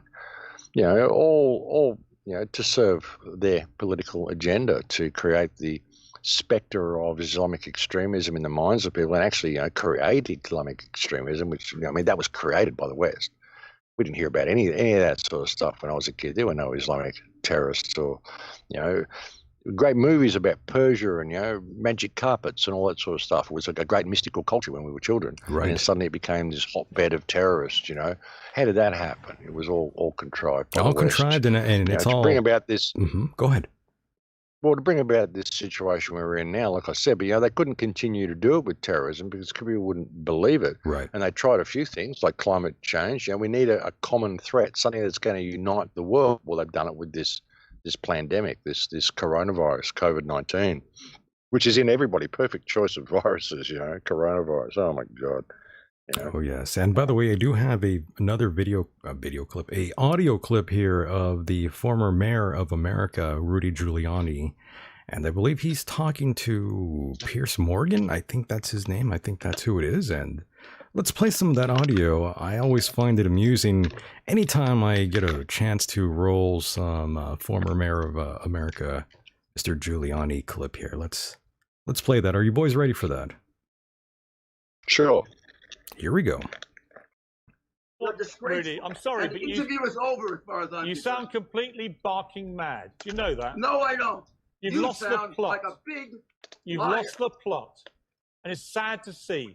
You're the one who got thrown off of television here Yeah. because you had ratings that were about 2. Yeah. So don't tell me I've lost anything. You keep going, Rudy. I know what happened to your show, Pierce. Yeah. And I remember the mistakes you made. I remember. And I remember how you sucked up. Yeah, well, I So remember. don't give me that stuff. I know who you are. Well, we'd like You to can say anything apologise. you want about me. We'd like to apologise But for the you're language you defaming just my used. president, and you are helping to create violence in this country. The way you're covering this. When I You're used to disgraceful. interview you, you were an intelligent, reasonable man, and you've gone completely mad, and you sound deranged. You're saying abusive, that because I and don't it's really, think you're it's phony really narrative. sad to see what's happened to you. It was really sad to see the way your career imploded in the United States, Pierce. Yeah. If you think I have any respect for you after this, well, maybe you don't care. Well, But okay. everyone in America knows you're a failed journalist. Really? Well, you know Stop what? trying to This, Love this, that. I this turned by into a this phony personal about the argument You know what, United Rudy? States. between you two, and I'm not sure You know that what, our Rudy? viewers I need had to the- watch that. I had the stomach to stand up and say that your gun culture is completely out of control and unacceptable. And people like you kept telling me, don't be never ridiculous. even We're commented entitled on to this go on next stupid shooting each remark other that all you day made. long. Now So you're lying again. I will stand by Don't what I find the did. quotes from me about your stupid comment. Okay. I didn't quote that. All right. I was quoted- nice enough to keep my mouth shut about you because I liked you. Okay. Yeah. Well, you know what? You've come on But here. you You've were been. thrown out of your job. You've Yeah. come on here. You've been rude and abusive. You sound unhinged. I haven't been rude. You've been You using haven't let me answer. profanity. And you were somebody I used to didn't use admire, Rudy. profanity. Tell me You were the somebody I profanity used that to I used. admire. Okay. Go Rudy ahead, tell me Giuliani, that. thanks Lie very about much that, too. indeed. What profanity did I use, liar? What Sorry. profanity did I use? Well, I don't think we can repeat it, unfortunately. No, I didn't use any profanity. What, You were okay, once so again what lying. words did you use that we misheard in the studio?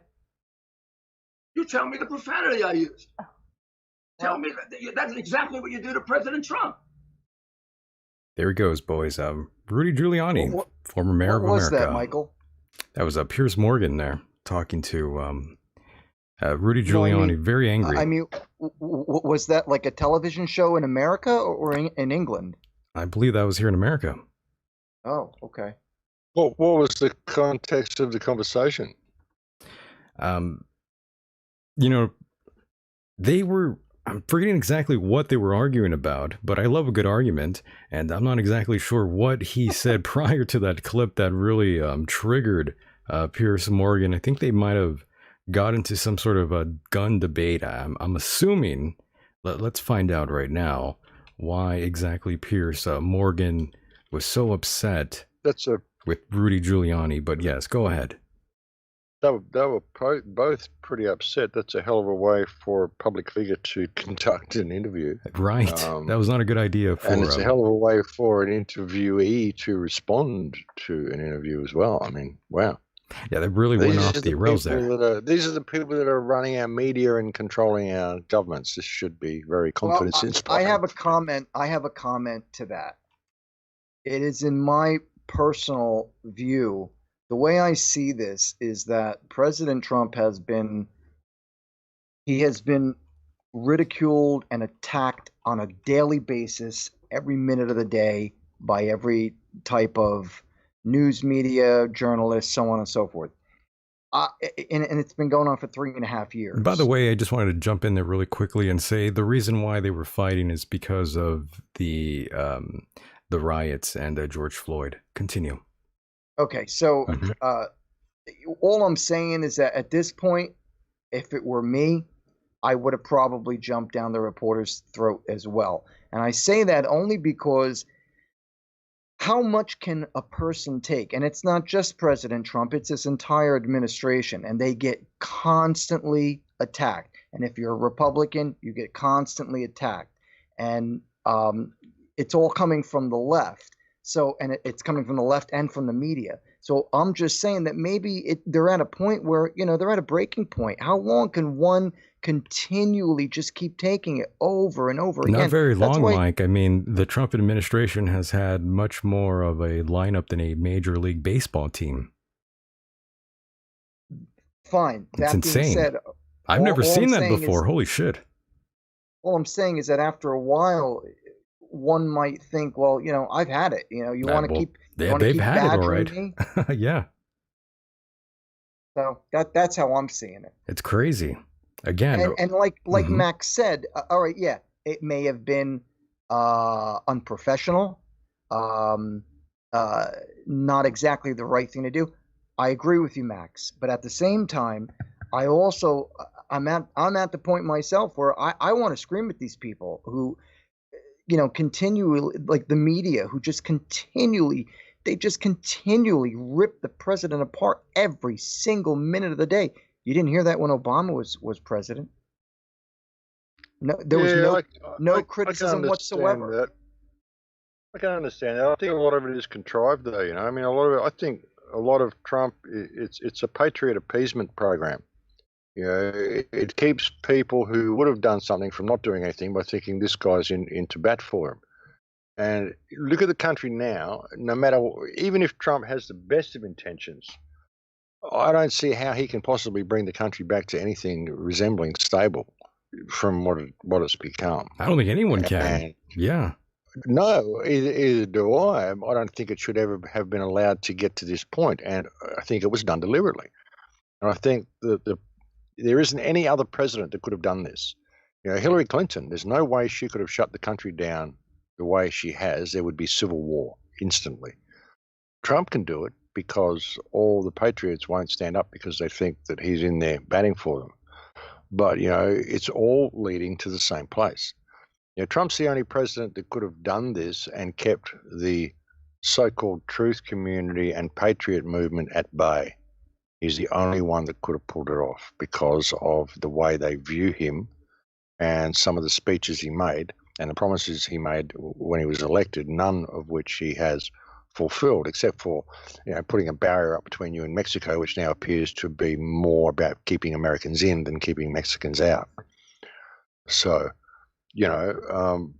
looking at it from an outside perspective, I honestly don't see how any other president could have pulled off what has happened to the United States and gotten away with it, and still had people in there rooting for him, the way Trump has done. And I think that they're all bought and paid for. I think presidents are selected, not elected, and it's all part and parcel of the same club, and it's all leading in the same direction. Nothing's changed. I think it's been a brilliant strategy, and it's worked like a charm. That's right. Having said that, there's still, if people can just come back to themselves, maybe we can still find a way out of this. I mean, there's certainly a lot of people waking up to the fact that the government isn't their friend. Exactly. And of course, these emotions that run through everyone, that's what they want you to feel. The anger that you feel, Mike, that's contrived. They want you to feel that way. You have to understand, there is a mind war going on. I felt like this for 25 years. That's what they want you to feel, thanks to television and media. They want you to feel the way that you do. Oh, yeah. I mean, I felt like that for a long time as well. I was a very angry young man, Sure. because that's what I was programmed to be. That's Exactly. what it's all about. That's what a lot of the pop music and all the pop culture and teenage culture is all about, to create angry young men and angry young women. Pre-programming That's what it's about. at your finest. Yeah, the only difference with me, though, is that when I was a young musician and angry at the government and religion, I wrote music. I didn't go out breaking windows, setting buildings on fire, and punching veterans in the face. Yeah, but you can't really do that anymore. You can't really go and enjoy bands, do that sort of stuff anymore. It's not that sort of culture anymore. So you got to find an outlet. Sports games are closed down. See, all the tribal stuff's gone. All the stuff people used to go to gyms, used to go to clubs, used to go to pubs, used to go to football games, go to all this stuff, go watch action movies. All of these are pressure relief valves. You take that all away and you lock people down for 3 months and you end up with a lot of really angry people that it's just a pressure cooker waiting to explode. And then when you want to bring in martial law, well, what do? You trigger a violent riot by going and killing a black guy on camera, you know? Be that as it may, I find the actions of people who are destroying things and causing havoc and chaos over the death of this George Floyd, I find it horrendous, and I think it's absolutely ridiculous because there's no longer a point. And all I'm saying is that if you're gonna, you know, in America we got the freedom of speech. It's our First Amendment, and I believe in protest. But once you start destroying and breaking, I'm sorry, I disagree with you to a certain extent, Max, only because, all right, yeah, there's some built up tension with everybody being locked up for 3 months. Believe me, I'm with you on that. But at the same time, I think it's just a matter of education and being brought up the right way, where these people are just getting angry at a situation that was brought on. I can't really say why it was brought on. I don't have the answer. All I'm saying is that these people have gotten out of control. Again, Mike, this has to do with pre-programming and what they want you to feel and how to act. I mean, everyone's being misled here. The prosperity pimps, the race baiters, all of them are on. They're all out of control right now, Mike, influencing and encouraging people to act the way they do. Again, this is all part of the plan. That's the thing, you see, like you've got everybody in this state of complete stress from the lockdown. So you go out and you kill this guy on TV. And as soon as you do that, you have groups like Antifa and Black Lives Matter come in there and stir it up. And they're the ones who are smashing everything. It isn't the people who are actually protesting the George Floyd death. I realize people, the people who are doing all the smashing and violence couldn't give a shit about George Floyd. They just want to go out and smash stuff because that's what they're paid to do. Right. You know? And then you have people that are you know, downtrodden people who live in the suburbs, homeless people, people who've had a freaking hard life anyway, people from the Bronx or whatever, you know, people that are just having a hard time, people from the ghetto somewhere, you know, and they just want to join in because they just always wanted to smash. They want to be a part of the game. Their life in such a state of frustration anyway, so they just get easily led. They want to be a part of the bandwagon, crowd, right? And you know. But absolutely, I mean, it's all contrived, absolutely contrived. But you've got to see how it's all been planned to happen, and it was a powder keg waiting to happen. All they needed was the right trigger, and then all you've got to do is create the wave, which is what Antifa and Black Lives Matter do, and the wave will sweep up all the debris along with it and bring it with you, and that will all join the wave because that's just what everyone's doing, you know, groupthink. Yeah, these things are happening. What once was considered a conspiracy is now what we today call reality. A fresh pallet of bricks placed in multiple cities. You have to wonder. And of course, non-government organizations are at hand again, causing people not to think rationally. The instigators, the prosperity pimps, the race hustlers, all of these individuals are encouraging senseless acts of violence, further destroying any chance of this country getting back to what is considered normal. And all of it is going according to plan, Max and Mike. This is a no-win situation for the cops, for the country. History seems to be repeating itself. And I've said these things come in cycles. We definitely understand the frustration from Americans and, of course, those around the nation. It's like 1968 all over again. And I saw that in the chat room, and you're right. You're right. Well, it is. It's like that all over again, only this is far more dramatic, and it's so contrived, and it's all a misdirection of energy. You know, you frustrated people and get them to misdirect the energy and destroy their own infrastructure for you, and that's unfortunately what's happening. You know, very sad thing to see. It's extremely sad. You might have COVID-19 now, Max.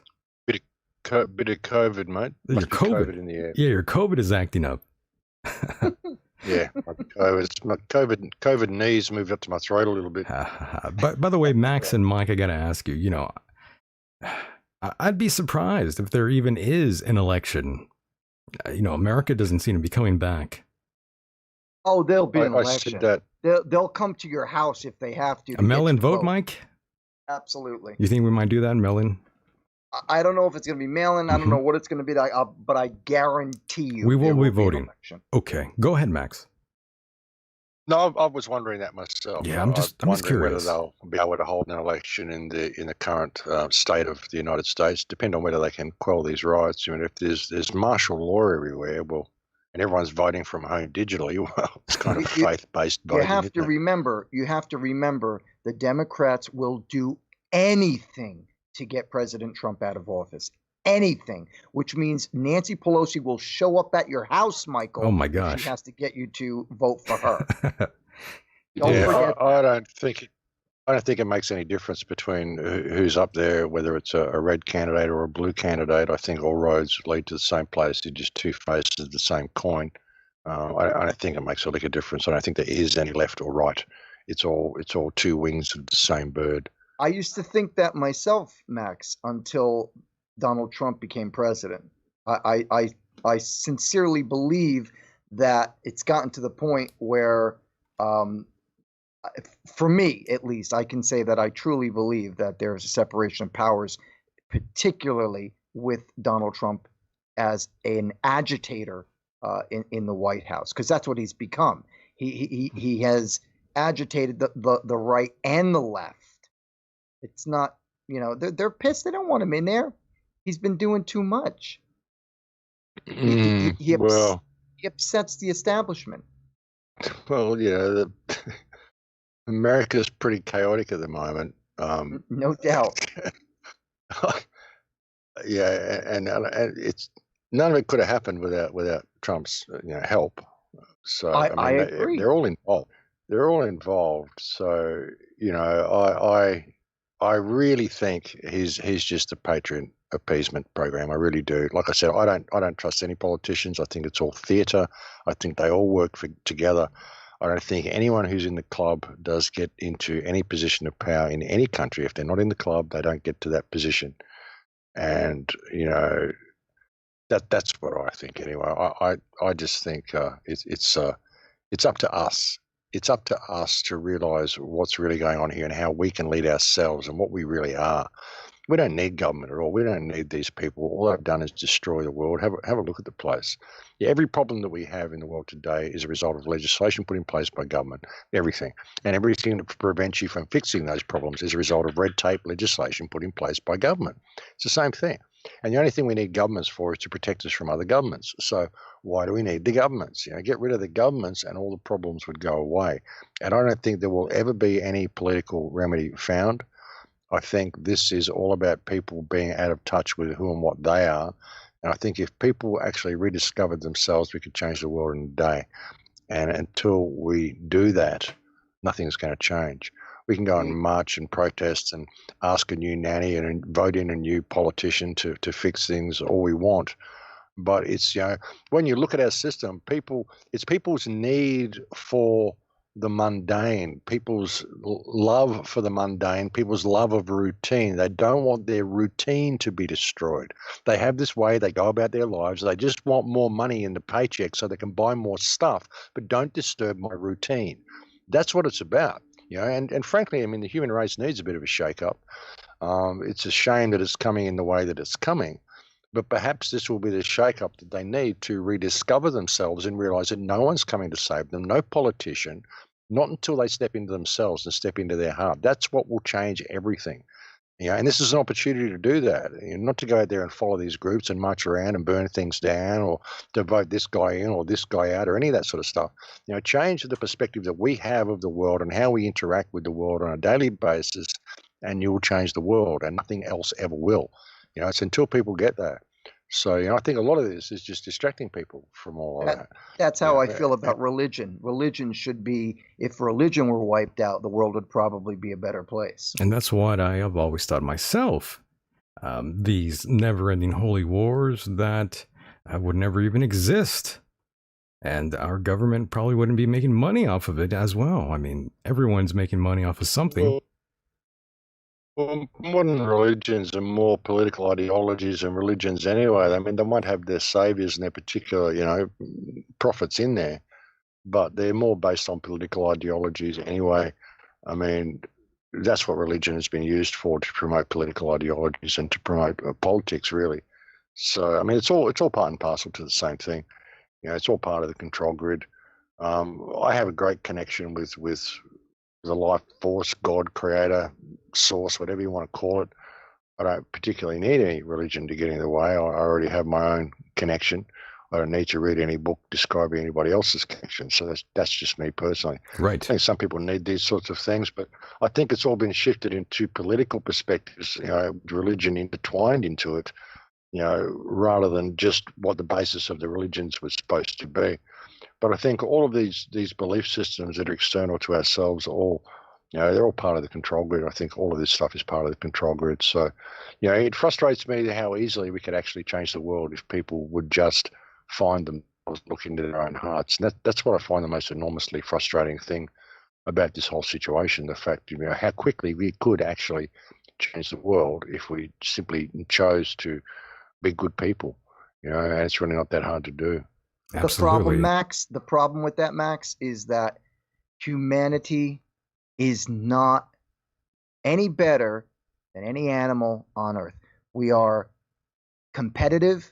We are warmongering. We are murderers. We are cheaters. We covet, so on and so forth.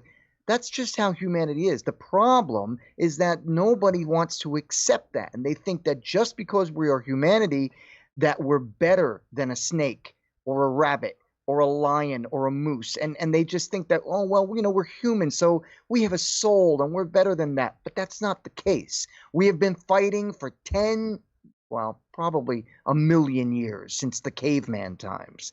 I was going to say 10,000 years since the beginning of structured societies and tribes.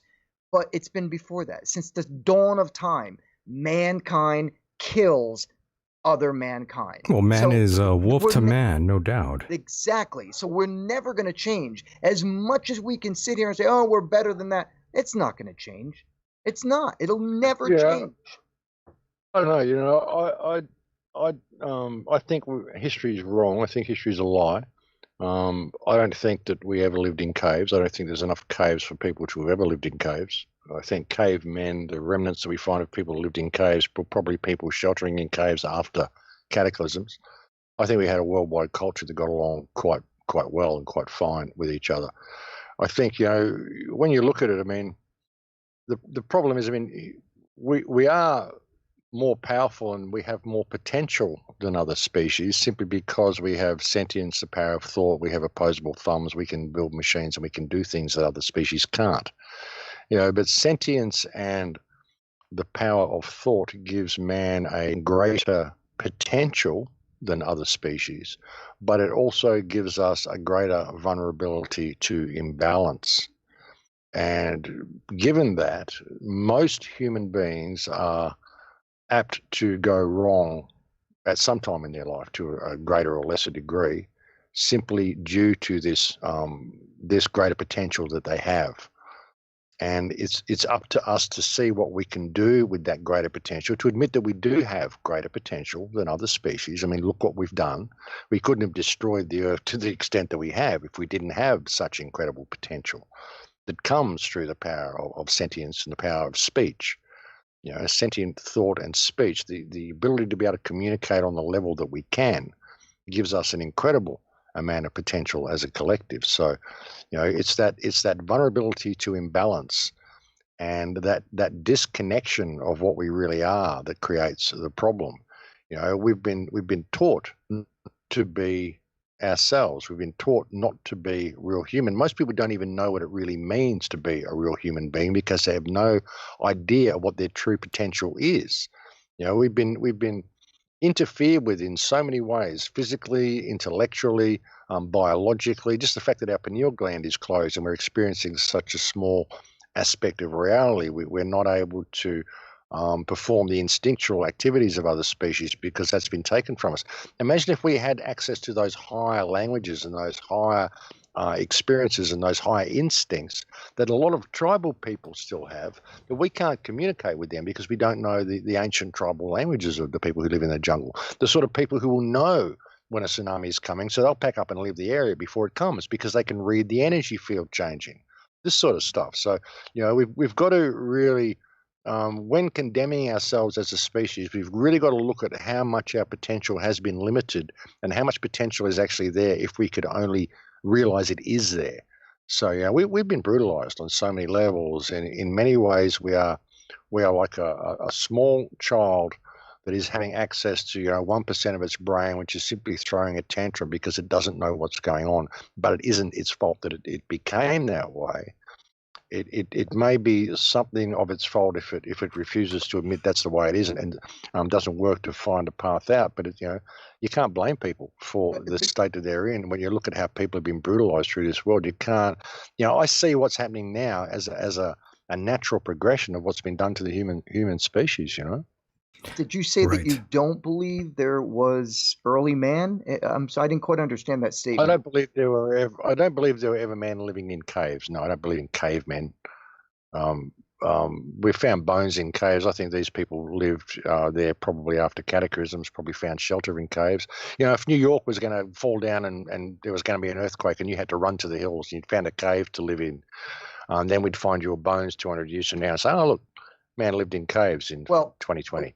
Because New York sunk beneath the ocean, so we don't know that's there, Maybe I should restate. Maybe I should restate what I was saying. I mean, you might have taken me too literally.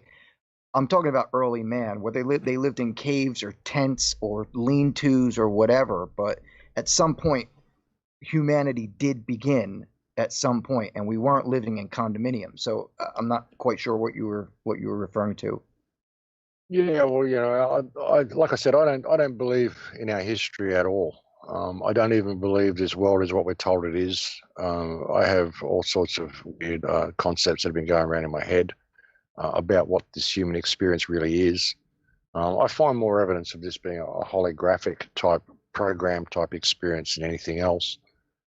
And given that, even the concept of what is good and evil, it's simply polarity. There's so much more to this than what's going on, and I mean what people can see on the surface. So much more to it that people fail to see. So, I just some of the stuff in the last few years that I've gone through. I've got to stress that I do not believe one single word of history. None of it. I don't believe any of it to be true at all. I don't believe in the Roman Empire. I don't believe any of that stuff happened. I think it's all just written in books. It's all put there to give us this concept that we've always lived in this feudal society where societies and people were always hating at each other and there was all these wars and all this stuff, and it's always been this way, which explains the situation that we're in now. But I don't think it's always been this way at all. When I look at the ancient architecture and the stuff that's around the world, I think we had a reasonably peaceful culture that had a common belief, religion, whatever you want to call it, a common set of rules, a common set of morals, a common way of life that existed on most of the world. And I think we lived in a pretty respectful state. I think there were hundreds of billions of people on Earth previously. I don't think the world's overpopulated in the slightest. Not even, I think it could hold 100 times the amount of people that it's got now if it was managed properly, and I think it was once. So, I just don't go with history at all.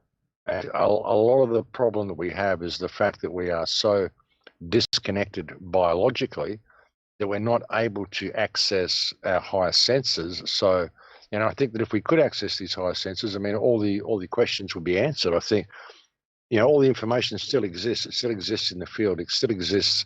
You can have access to it if you can bring yourself online. And I've almost got to that point at times in meditation where I've had these sort of experiences. So, I think so much of what we're experiencing is simply a distraction. And there's a much, much bigger picture than what anybody would care to look at. Understood. And of course, Max, I do want to thank you tremendously for being a part of the program. It's been an astonishing conversation with you yet again. We will have to do this. We have to do this again. Run it back for part 2 of this discussion. Very, very entertaining and fascinating. Picking your brain here, Max. But again, one more question. Where do you see this going, Max, in your opinion? all of this?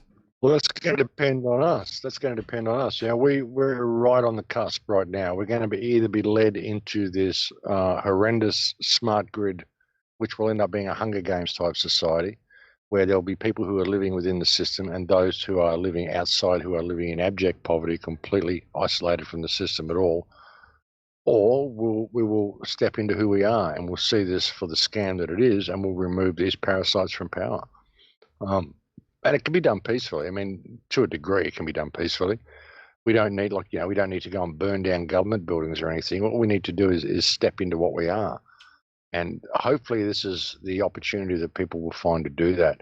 And it sounds complicated when I say that sort of stuff. People say, what do you mean step into who we are? It's just, I don't know how else to explain it. I really don't know how else to explain it. But, to have that respect for yourself, that you respect other people, and just step away from this system and support each other. We have an opportunity to do that now. We have an opportunity to see how useless this whole system was, all these jobs and all this stuff we used to do just so we could collect money to pay to be alive. Why do we have to pay to be alive?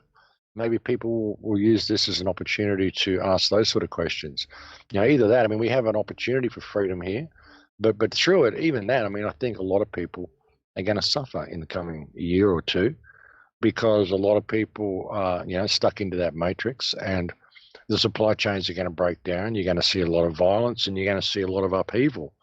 And what the new world is that comes out of that, the new world that is birthed, it's going to be up to us whether it's a new world or whether it's a new world order, which is what we don't want. So, there are two opportunities here, but either way, in the birth of anything, it's always a violent and painful process, as any birth. And that's what we're seeing here, the birth of a new world. It's just going to determine us on what that world will be. I hope for the best, but, I can't guarantee that will happen. It's going to depend on us, brother, and how much people are prepared to admit what's happening and to step into what they really are and step up to the plate and be counted. Amazing. Please feel free to plug anything you'd like, Max, before we let you go here. I don't have much to plug, brother. You'll find everything about me at my website, thecrowhouse.com. You can go there. It's all for free. I don't do commerce or anything. So, I don't have much to plug. I mean, I'm still on YouTube. My YouTube channel's there, The Crow House. I've been banned from Facebook. I got kicked off iTunes. I think my stuff's there, but you can't download it. Oh, no. I got kicked off Spotify, but that's been... I'm now reinstated on Spotify, but the whole archive's gone and all the subscribers are gone. But you can find my stuff on Spotify again. But it's all at thecrowhouse.com. And while I'm on YouTube, I'm there. If I get kicked off YouTube, like I have Facebook, then you'll find me on BitChute and Hive and Steemit and a few places. So, thanks for having me on, brother. Always a pleasure. Very nice. Thank you so much for being a part of the program. Thanks, Max. We will chat with you again on the other side. Okay. Mahalo. Bye, Michael. Take care, brother. And there he goes, boys and girls, the one and only Mr. Max Igan. And Mike, we are set for a break here. Yeah, I just want to say one thing.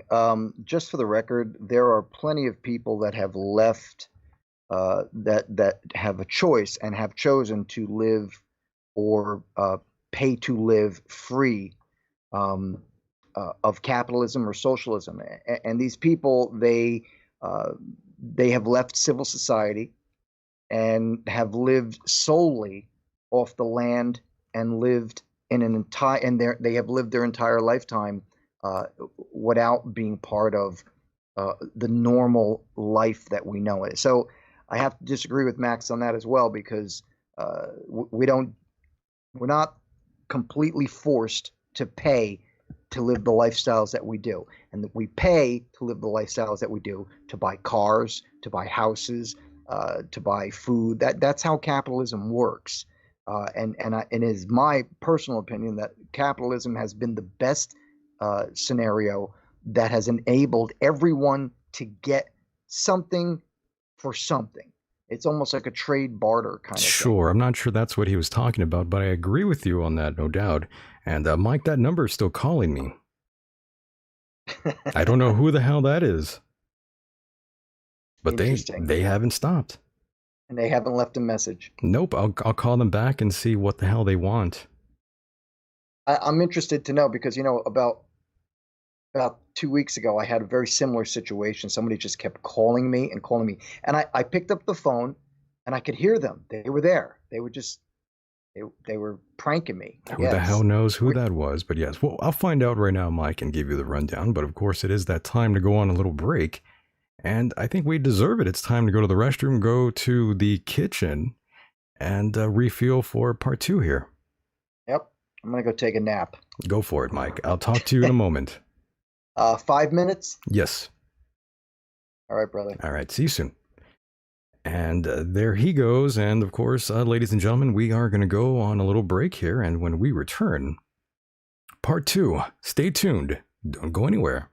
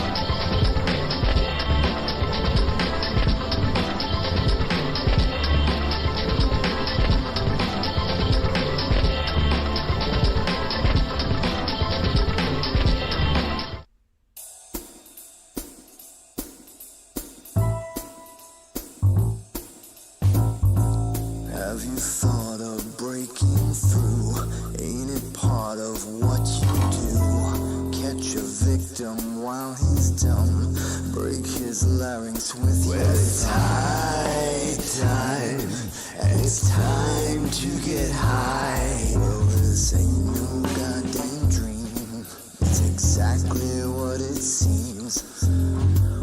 Wake up today just to lay back down and say, I won't be coming back. Let's call it a heart attack. Give me some of that knack. This is just a final payback. They all flipped on me, took my passions, left me be. When I had a place to sit, a goddamn attitude to fit. Talk real smooth, knew where to spit. But things have changed and I have quit. Got nothing to look forward to, but a backlash full of lies. You're too.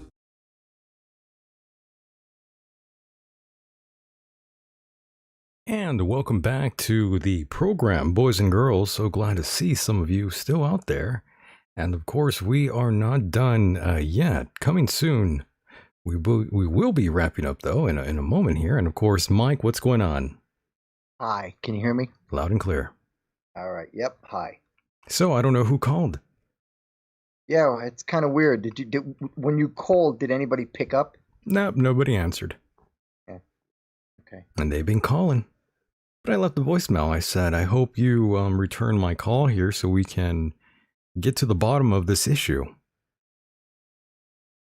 Hopefully they didn't get too scared because I was sort of shouting. Really? Yeah, I sounded angry. So maybe they might not even call back. How many times did they call you? Did it show on your phone? About 5 times. That's it? Mm-hmm. The night I was getting it, they wouldn't stop. I would hang up and they'd call me back, and I'd hang up and they'd call me back. And they did it at least 6 or 7 times within like 5 minutes. And then finally when I first picked up the phone, I could hear them. I heard somebody breathing. I figured, all right, maybe it's a cell phone. You know, sometimes cell phones have a bad, you're in a dead zone or whatever, which, by the way, is one of the main reasons I still have a landline. Right. I never have any problems with it. Maybe it was George Floyd calling you. Never know. What? Calling you from the grave, Mike, beyond the grave. No, this was before he was dead. Oh, okay. He's a time traveler. Okay. But anywho, yeah, I don't know. It's weird. That's just weird. Yeah, it's very odd. I'm not sure who was calling in there, but they were calling. Can I ask you a question? All good. Go ahead. Feel free. Based on what Max was saying, you've spoken to Max many times. Mm-hmm. What exactly are his beliefs? Like I was really confused as to some of the things he was bringing up. He doesn't believe in history? Well, that's a question you'd have to ask him, but he's not believing what's the official story in history, the official narrative that has been conveyed to us all these years. I think that's what he's saying. Okay. But then again, he makes a great point. Well, I find it kind of weird that he said he didn't believe in the Roman Empire. I mean, my Lord, they did create just about everything. Well, why stop there? Why stop there? Why even be religious? Those that are into conspiracies, the first conspiracy that should cross your mind is, why am I believing what my parents tell me about an invisible man in the sky? Because the Romans actually existed. The Romans probably existed. Unlike God. Sure. And the Romans, there's claims that the Romans created God and Jesus. Sure. Why not? I'm just saying. Lots of conspiracy theorists out there. They miss. They forget to count that one. That's the first conspiracy that should be across their minds at all times. Point well taken. But then again, there they are. They don't believe X, Y, and Z, but they believe in God and the Bible without any questions. Go figure. Go figure. But they're conspiracy nuts, though, right? Are you asking me, or is that like are rhetorical? You baiting? Rhetorical. Okay. I thought you were baiting me. Again, Mike, I've said this already twice the last couple shows. Faith is not a reliable pathway to truth. I agree. That can't be debated. Okay. Yeah, I agree on that, if totally. anyone wants to prove me wrong, go ahead and call in. Would love for any of you to prove me wrong. I'll wait. I'm waiting right now. Go ahead, call in, prove me wrong. I just, my whole thing was just like, I think that, I mean, look, I find no reason that archaeologists would lie about anything. I think that, the dinosaurs that we have, and you and I have both agreed that dinosaurs existed. Am I right? Sure. Okay. I don't think they are a made-up sort of thing. They're not a figment of our imagination. I mean, you're not talking to our boy that we talked to recently. Right. And that's my point exactly. Is because you and I have discussed the fact that dinosaurs once roamed.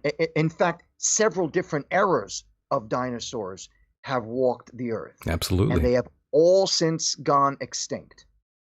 But the thing is, this all goes back to the whole. I'm not Dr. Ken Hoban, is what I was trying to say. Right. And I understand what you mean by that. My point is simply, I have no reason to believe archaeologists lie. Just like we know that the Earth is not flat, that has been proven by science. It's not flat.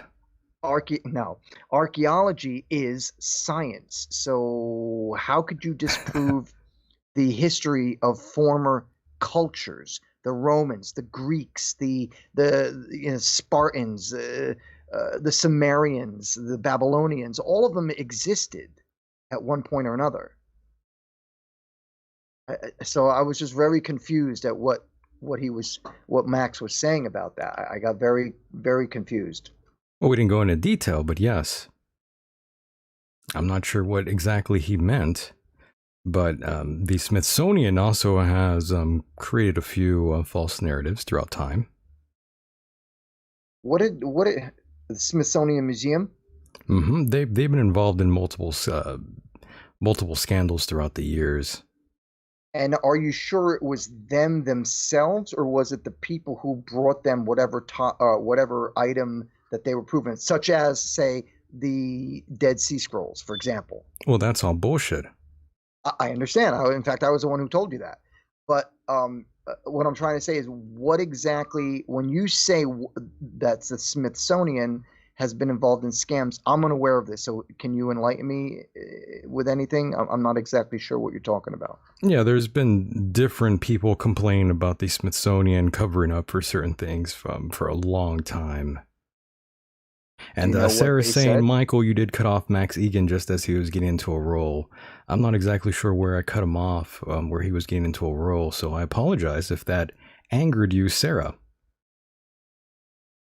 But yes, there's been several instances where there's been some tampering. Apparently, I'm not making these claims. These are just from other people in that field. So we would have to ask them. I'm not exactly an archaeologist, so I don't think I would give you much of a tangible answer for that, Mike, to be honest. I'm sorry. No, okay. Well, I'm not the right guy to ask. I mean, I could bring someone in who could answer that for you, though. Yeah, whatever you want. I mean, that would be interesting, actually, because I firmly believe that science and archaeology, which is part of science. Well, I'm not disagreeing with you. Yeah, so I just have no reason to believe that archaeologists would lie. Well, Sarah, Dylan, I am sorry I disappointed you. I disappoint everyone. So join the club. What happened? I missed you. You dropped out. No, it was commenting on the chat room here. Sarah saying that she's not angered, she's just disappointed. So I said, "Well, I'm sorry I disappointed you. I disappoint everyone. I'm sorry." Not for nothing, but Max was on a roll the entire time he was on the show. I don't think we stopped him once.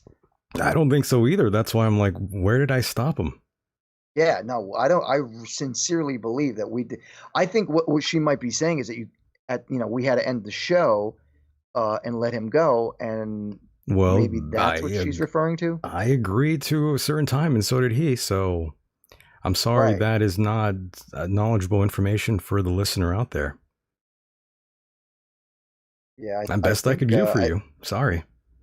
I think that might be. I mean, I could be wrong, but I think that's what she might be referring to is when when we ended the show with Max.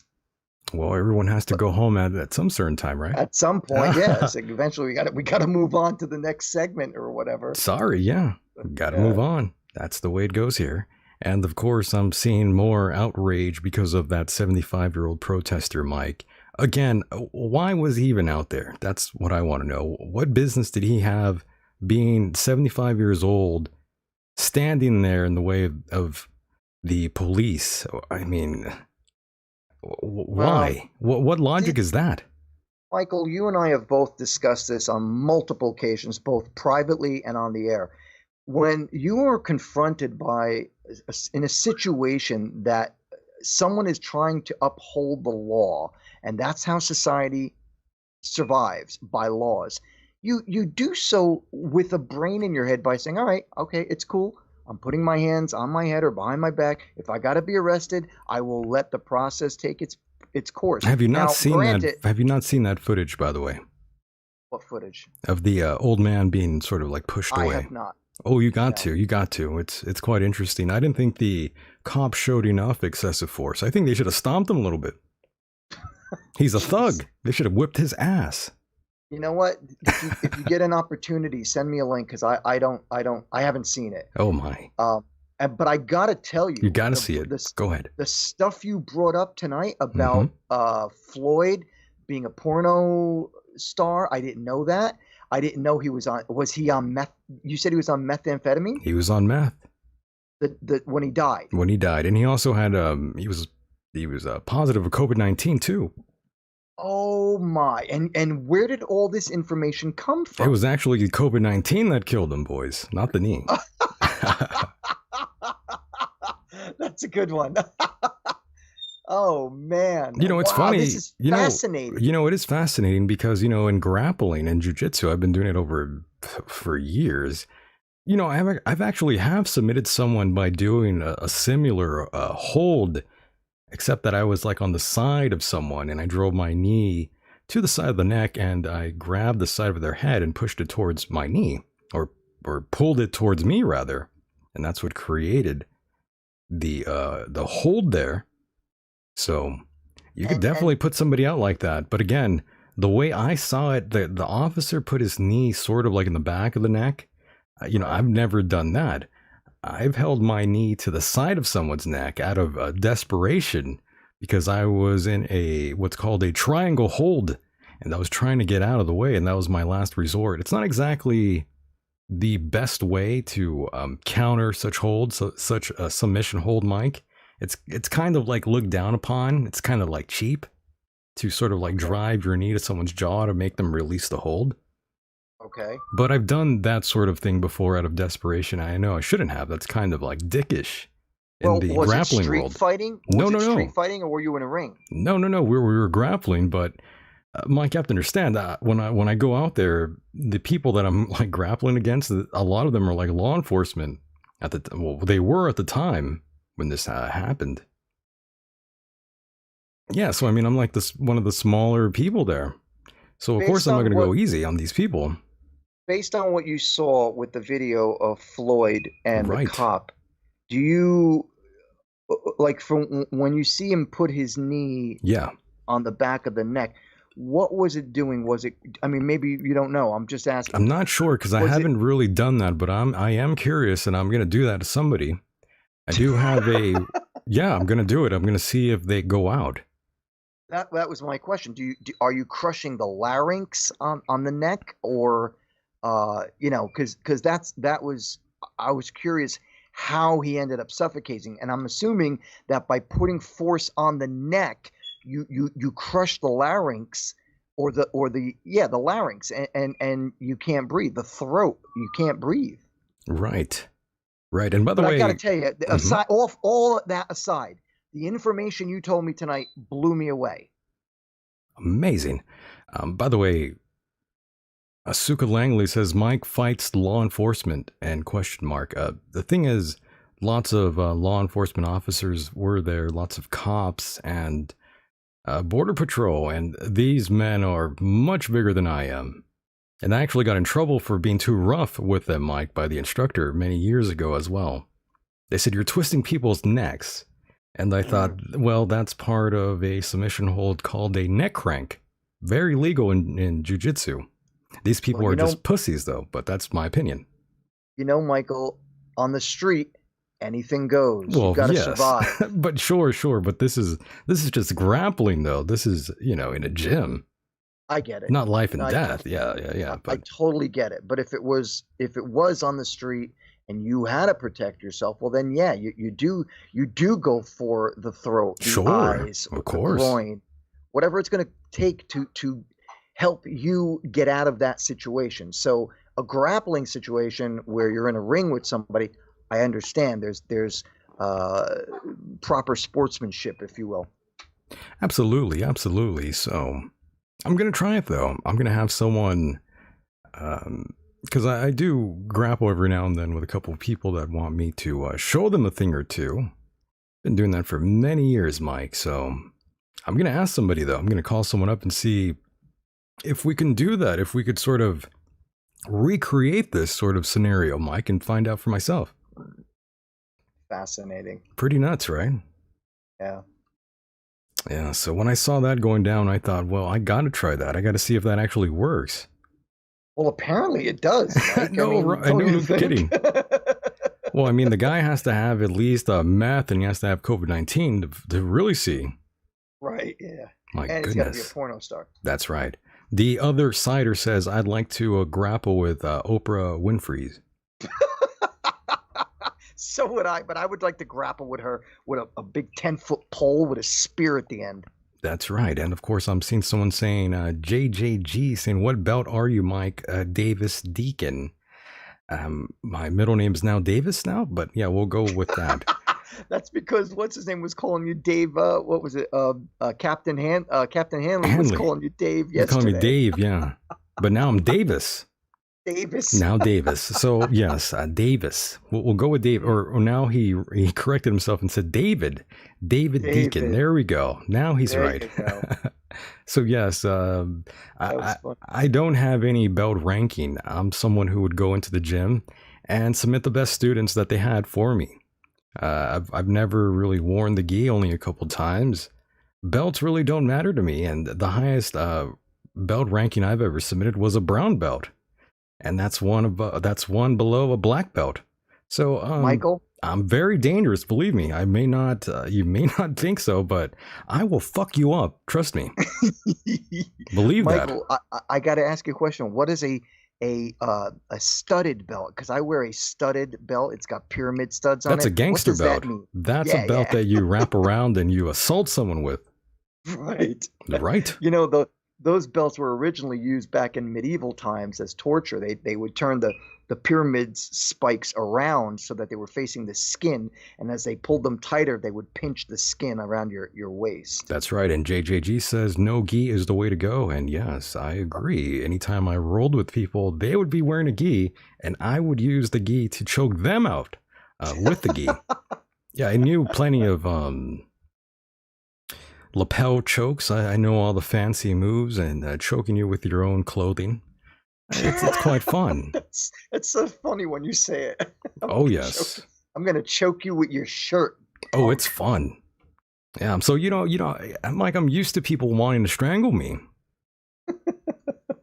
My whole life, there's been grown men wanting to strangle me. Yeah. Yeah. Oh, I'm used to it. I'm used to it. I like that. Usually it was women who wanted to strangle me. That's a good thing though. Well, no, not in my case. It wasn't. Well, that's true, Mike. One of my fears, again, Mike, I have to bring this up, is waking up with a gun in my face or a knife to my throat. Or a gun to your crotch. Oh my God. That would destroy the whole package. By the way, there's another 75-year-old woman I was just given this message to via Twitter. A bat-wielding Michigan grandma tries to block George Floyd protesters. Wow. 75, look at her, with a bat, and they took it away from her. Can you believe who took it away from her? The police or the other people, the protesters there, they're trying to get peace. But yeah, 75-year-old lady going ham out there, Mike.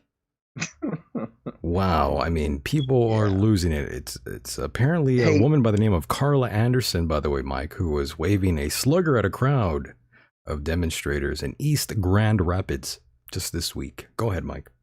Michael, you can't blame her, right? I don't. No, I don't blame her. She's just protecting her home. Yeah, she's just trying to protect her home. The grandma got pissed. I could understand that.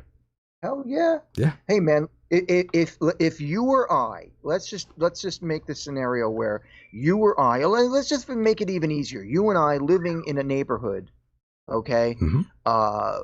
Neighborhood, small America, USA. And there are rioters on our streets breaking windows, setting cars on fire, beating people up. Wouldn't you want to be able to protect yourself? Well, yeah, that's not really even a question. Exactly. That's kind of common sense. Exactly.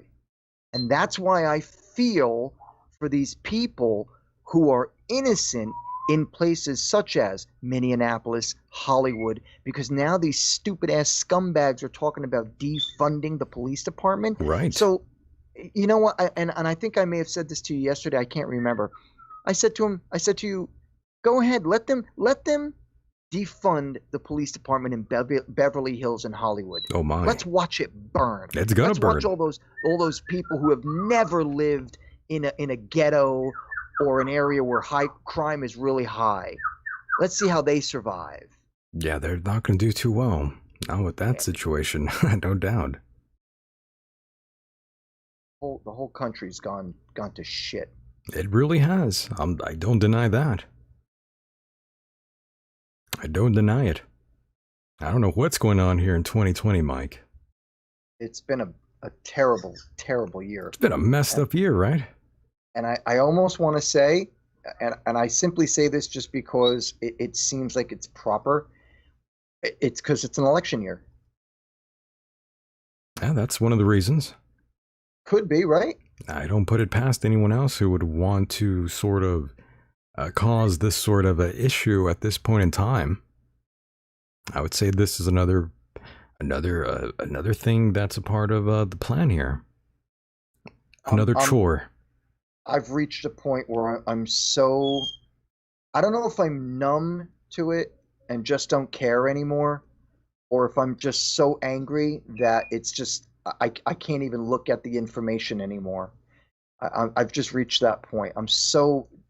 I'm disappointed with what I see. And as I've said, I agree that George Floyd should not have been killed, despite the fact he was that he held a gun to a pregnant woman in a home invasion. Yeah, but who hasn't held a gun to some bitch's face? Who gives a fuck? Well, I don't even know how to respond to that comment. Who gives a fuck? But like, here's the guy. He's on meth, resists arrest, passes a counterfeit bill. The guy died, but I feel. Have you heard the? I'm glad you mentioned that, by the way. Have you heard that there's another conspiracy, Mike, in terms of the whole counterfeit money? That there's like a counterfeit operation going on that came from the bar that these two men worked at. That they were funneling counterfeit money. Whatever. I don't even know what to make of that, Mike. But Jesus, that's another rumor going out there.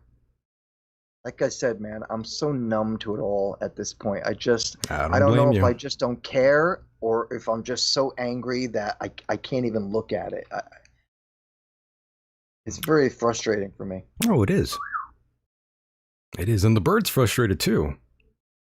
You don't like it. You don't like any of this. She was upset. I was gone for a good portion of the day. I had to drive to New Jersey. Oh yeah, she's excited that you're there. She is. That's good She though. wants Daddy to come play with her. Yeah, she's all whistling away. Love Hey, that. you keep it down. Daddy's on the radio. That actually worked. Yeah, She for got now. quiet. She got quiet. Especially when I get on my little rants, that's when she responds to me. That's Now when she she's gets. making, Yeah, that's when she gets fired up. yeah. Now she's making kissing noises. Oh, poor bird. Yeah. The little bird. Good times, So- good times. So, Mike, my goodness, Mike, so much to continue talking about here with the world sort of falling apart. We have this COVID-19 issue going on, the civil unrest. We have all kinds of celebrities weighing in on the issue, wanting to give their opinions out. You want to see if we can get some callers? I mean, if they want to call in, they can. But again, a lot of people out there, they're a little bit afraid to call in. Call in, people. Let's hear what you got to say. Yeah, if you want to call in, that number is 760-332-8724. You are more than welcome to call in if you'd like. Now would be a good time. If not, that's fine. You don't have to call in. We'll just keep talking and talking and talking. We'll just keep talking here. By the way, Ginger X is asking, why did Mike leave Jersey? You know, that's actually something I wanted to know myself. Why did you leave Jersey?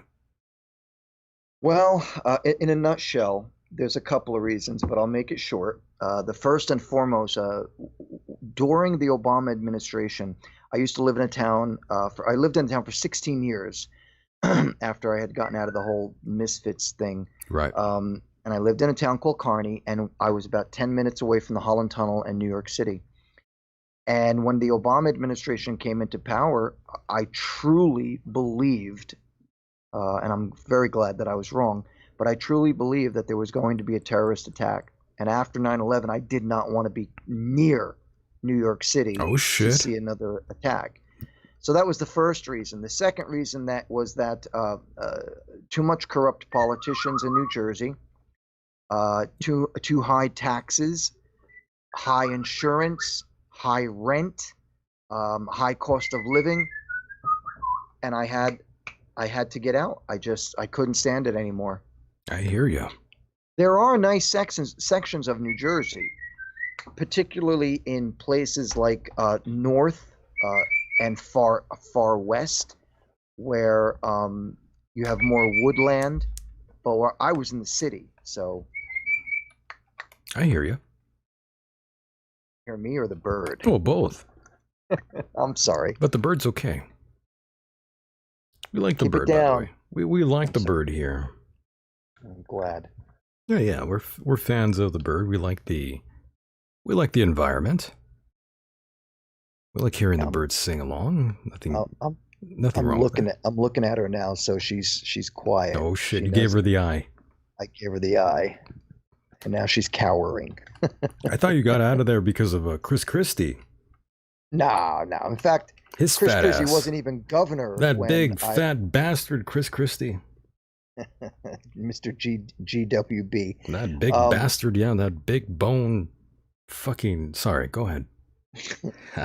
He wasn't even governor when I had first moved to Kearney and when 9/11 happened. As a matter of fact, yeah, I'm pretty sure he wasn't a governor during 9/11. I still hate him. You and a million other people. Yeah, I don't like him. Never have. He's annoying. But like I say, that had nothing to do with it. I was first I was in fear, and secondly, because I really thought somebody was going to release a dirty bomb. Did you? Yeah, that Michael, when I was a kid, my greatest fear was nuclear war. I used to have nightmares about it as a 13-year-old boy. That's when I began to understand the horrors of war. Right. And the devastation it will cause. I used to have these terrible nightmares of seeing bombs go off.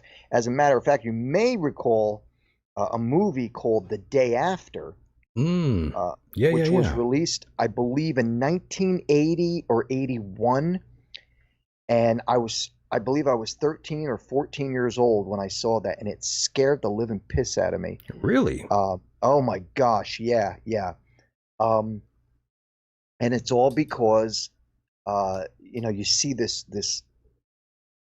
bomb, several bombs go off in America, and it creates a complete havoc and devastation.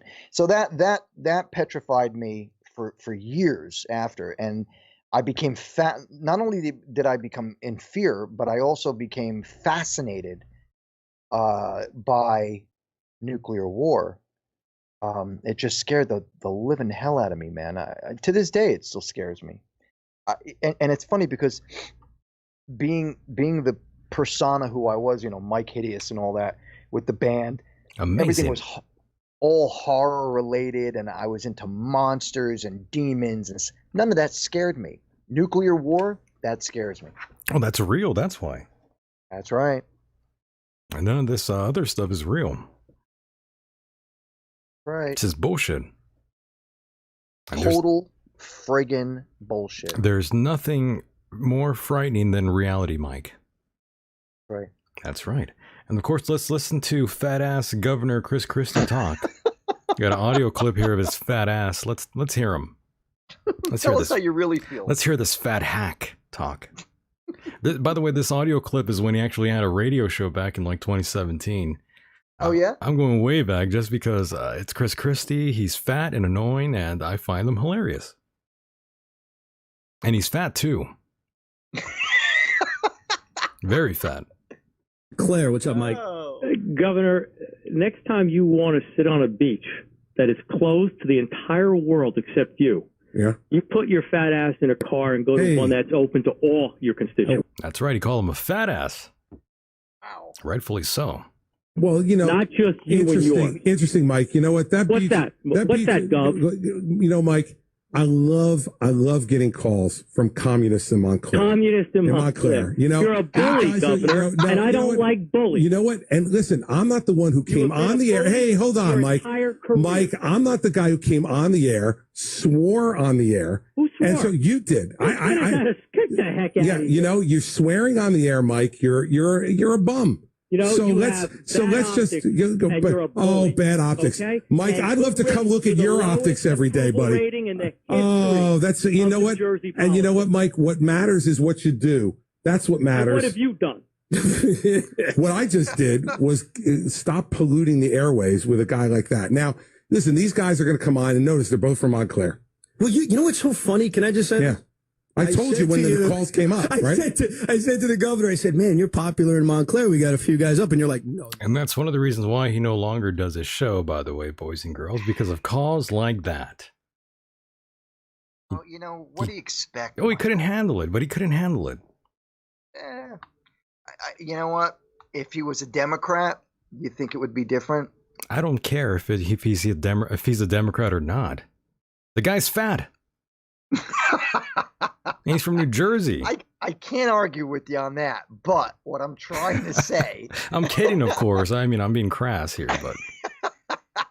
What I'm trying to say, damn it, is that if he had been a Democrat with a radio show, I sincerely believe there would not be this animosity that is brought on by left-wingers. I just doubt. I don't think so. I just think that guy was hated by that caller, regardless of politics. I think he just hates him.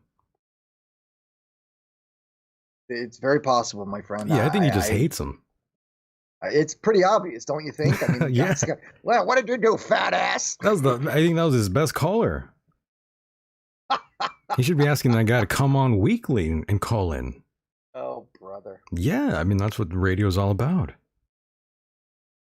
I suppose. Yeah. Love it. Oh, my goodness. Yeah. And there's Chris Christie. Indeed. Wow. Oh, you think there ever will be a president from New Jersey, Mike? Frankly, you want my personal opinion? Yeah, go ahead. I don't give a flying shit. You give a shit about that? I don't give a flying shit about that. Nice. I really don't. I don't care. I'll tell you why. I've reached a point. You're just apathetic now. Say again? I said you're just apathetic now. Yeah, I hear you. I'm so frustrated with everything. I'm really losing it, Mike. I really am. That happens. I mean, next thing I know, you're going to be saying how Bernie Sanders would have been a good idea to be president. Now I know you'd be losing it then. Yeah, if that happens, I want you to shoot me. You understand? I'll shoot you twice. Twice. Once in the head and another one in the head. Yeah, twice in the head. Please. Oh my goodness. Well, once you start talking about Joe Biden being a good president, that's when I'll just shoot you. Yes, please. Shoot you twice. Because if you ain't black, you ain't black. You ain't black. That's right. If you ain't voting for me, you ain't black. You son of a bitch. Can you believe that? No, I can't. The balls on Joe Biden there, telling a black man he's not black if he doesn't vote for him. Give me a break. Jesus. Listen, you got to come see us when you come to New York, VP Biden. I will. It's a long way until November. We got more questions. You got more questions, but I tell you, if you have a problem figuring out whether you're for me or Trump, then you ain't black. You ain't black. You ain't black, brother. You ain't black, Mike. No, I'm not. You're not a black man. Not supporting him. I don't get it. Oh, God. What the hell is happening? What a world. What a world we live in. What a world. What a world. What a world. Oh, that's what I mean, though, Mike. You know, don't let these people get the best of your emotions. You know, this is all planned for everyone to see and hear and experience firsthand. You know, don't get upset with the jokers out there, Mike. These are the court jesters for us to view and observe. Nothing to get mad about. You know, that's the way I see it. These are just people, just actors. No one relevant, really. I want to say thank you. That's kind of you. I feel like you're giving me some advice. You know, don't let it get to you, Mike, and I appreciate that. I really do. At the same time, Michael, I'm. Because I mean, Mike, at the end of the day, we really can't do anything about these fucking people.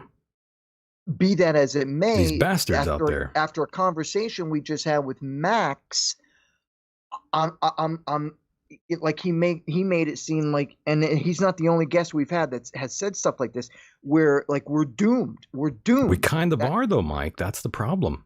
Right. So how can I not be upset, Michael? Well, don't let it bother you. Just let it go. Just let it go, Mike. And you'll again, be happier if you let it go. I appreciate your comment. You'll be happier, really Mike. I promise. You'll be a lot happier, Mike, if you didn't let certain things work you up and give you more gray hair. I dyed my hair the other day, so you can't see it anymore. There you go. I'm telling you, Mike, this sort of thing, it's all designed to make you feel this way, to bring you down, to give you anxiety. It's those bastards on TV. I'm telling you, don't fall for it. It's so hard, man. I know it is. I was like you too, but I let all that go many, many moons ago. I'm telling you, Mike, my thoughts and opinions go back all the way to 9/11, where a lot of my thoughts were being shaped and formed. And even though that was such a long time ago, I have changed so many things, but my feelings towards the government and what they are doing to us has not changed at all. I hear you. I'm sorry, but shit, man, I look back and I think, fuck, did I not progress in life at all with my thoughts and opinions? I go back to what I was thinking right after 9/11. I mean, that's not normal. I feel like I was not wrong. I feel like I've been on the ball with a lot of this shit. I mean, I got in trouble, Mike. I got in trouble that morning of September 11th. You know, I told the teacher, I said, what if our government was involved to a certain degree with this? I got yelled at. I was kicked out of the room, Mike. And of course, this stemmed from my reflections of what I understood, even back then, of what happened in 93. The first time there was an incident. That made me think, well, what is there more to this? What's going on? I mean, I've always felt we weren't exactly given the truth even back then. I agree. That's fucked up. Yes, it is, Michael. Yes, it is. And as you said, what can we do about it? We really What can can't. we do? We're kind of powerless. I mean, you could be like the other looters out there trashing your city, but that's not going to accomplish anything. There's got to be a better way. I agree. You got to fuck the system from inside. Like what happened here to America. Look at us, Mike. We're fighting with other Americans. That's what they wanted. That was the plan all along. That in itself is making us look weak in our country to the rest of the world. I mean, the world is watching, Mike, and we look like pussies right now. I agree. And I think it's been going on for a very long time. It's insane. I think some of the world powers that be have been looking at what's been taking place for a very long time, and they just sit back and laugh. They're like, look at these dumb Americans. Look what they're doing. They're morons. Sad. It is. Why can't we all just get along? That's the problem. We can't. Right. So now That's here, sad. perfect example. You just said we can't. I brought that up before in a conversation with Max. And well, he doesn't see it that way. I do, though. I don't think we can get along. Okay, that's what I wanted to make sure. Mm-hmm. Because I was trying to make a point. I understand you, and I got your point, and I agree with you. That's why I said man is wolf to man. There will never be peace. That's just the way it goes. I firmly believe that. I think humanity is, it simply is a warmongering species, no matter what. But is that all that terrible? Because every animal fights. Every animal. The only thing they don't do is create and form armies for war.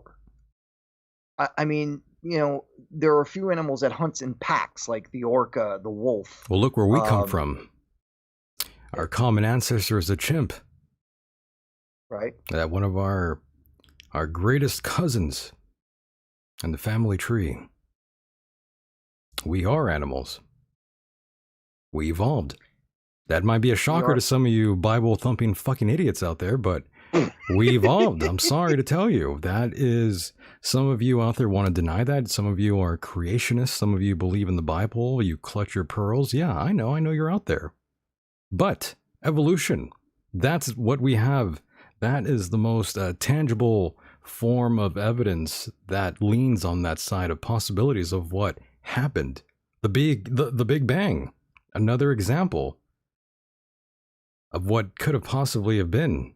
That's the most tangible answer for what we see in front of us, boys and girls. Deny science all you want. Go ahead. But that's not the reality we live in. And you could call and dispute that all you want. You can cry and bitch till the cows come home.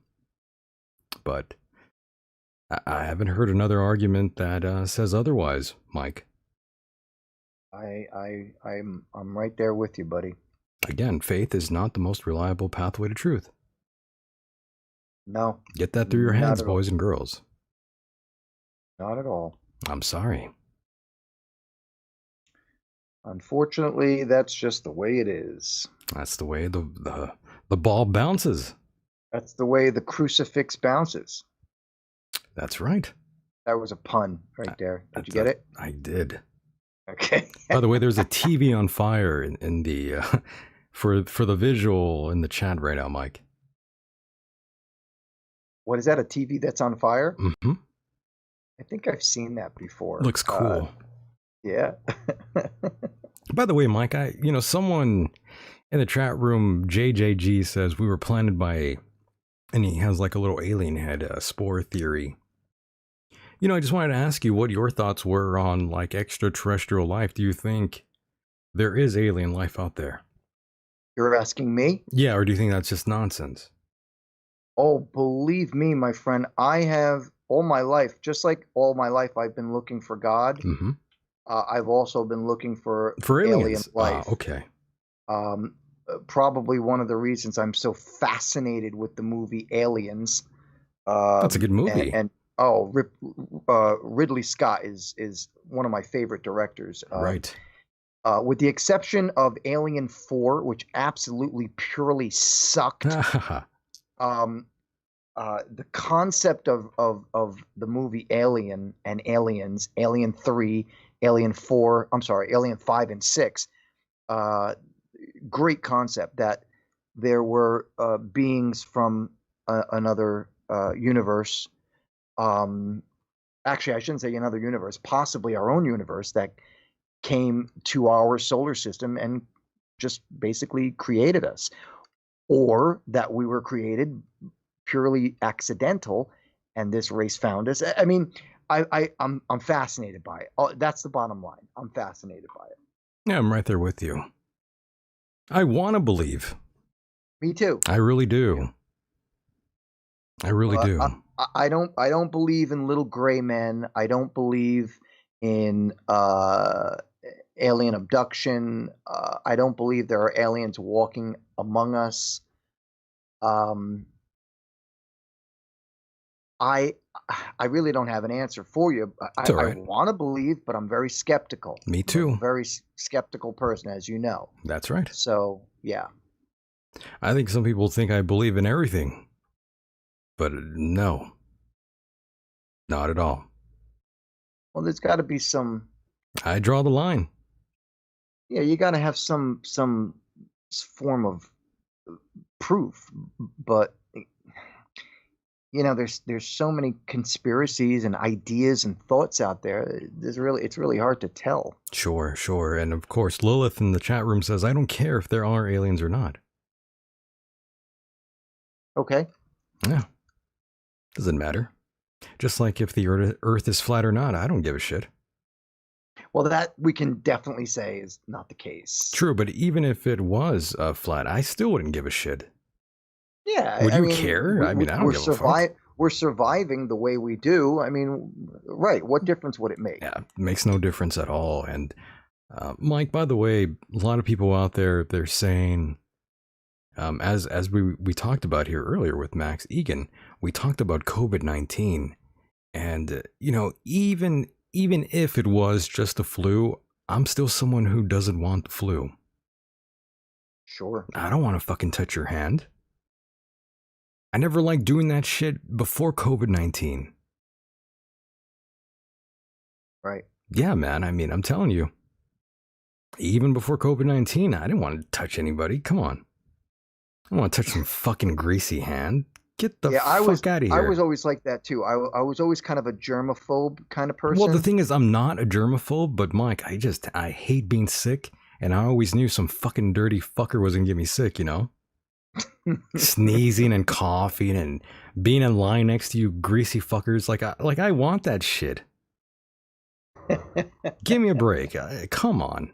Yeah, you're right. It's just a flu. Yeah, it's just a flu. Yeah, like I want to be around other fucking idiots that have the flu.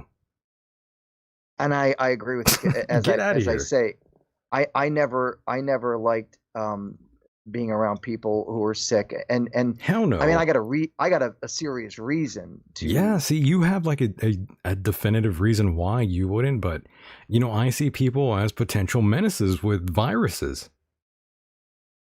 Because that's life. That's life. That's right. That's right. And just because it's just a flu doesn't mean I want your shit. Well, I don't think anybody really wants anybody else's disease or cold or virus. That's right, but most people make it seem like, oh yeah, you know, yeah, give me the flu. I'm totally fine with it. Yeah, get close to my fucking face and talk to me. Okay, so I got to ask you a question now. Having said that, when we were speaking with Max, and he said that he didn't believe that the CCP virus was a real thing and that it was made up. I think what he meant was it probably in his mind it was a real thing, but maybe overblown. I think that's maybe what he was getting at. I'm not quite sure. Well, the reason I asked is because I wanted to make sure. Do you believe that it's real? I mean, based on the conversations we've had with Paul Cottrell, Do you believe that it's a real virus? And I that think it's it real. was- Yeah, I think it's very real. However, it's not doing the job that people intended, that designed it, would be, in my opinion. I don't think it's really been as it hasn't caused the exact desired effects, I think. And Mike, that goes back to what I was saying way early on, saying that this virus, this creation was sort of experimented on and wasn't complete. Right. Yeah. Now that's definitely a theory. That's what I think. It wasn't as potent as they thought it would be. It only wiped out some of the older heads out there. It's so hard being an individual like us where you just don't have the answer. No, of course not. That's why people talk about these sort of things all the time. Yeah. Because we're not going to get an answer, unfortunately. Right. It's frustrating. Yeah, we're not going to get any sort of tangible answer until like 20 years from now, even 30 years from now. Probably won't even get any sort of understanding of what this shit really was. Crazy, man. It really is. And I can't say, well, the virus doesn't exist, because I know people who have that were infected by the virus. This So alleged do I. I virus. know people who died from it. Yeah, so I can't just say, well, it's not real. You know, on one hand, you want to, like, if indeed it is something that's highly contagious and in some cases deadly, you want to protect yourself by wearing a mask. But at the same time, as you said, you went to that drive-in. That drive-through.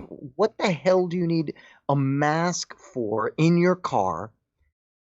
I mean, come on, these Yeah, people. even if I let me tell you, was sick, Mike, even if I was sick, she was not going to get sick by talking to me there. Of course.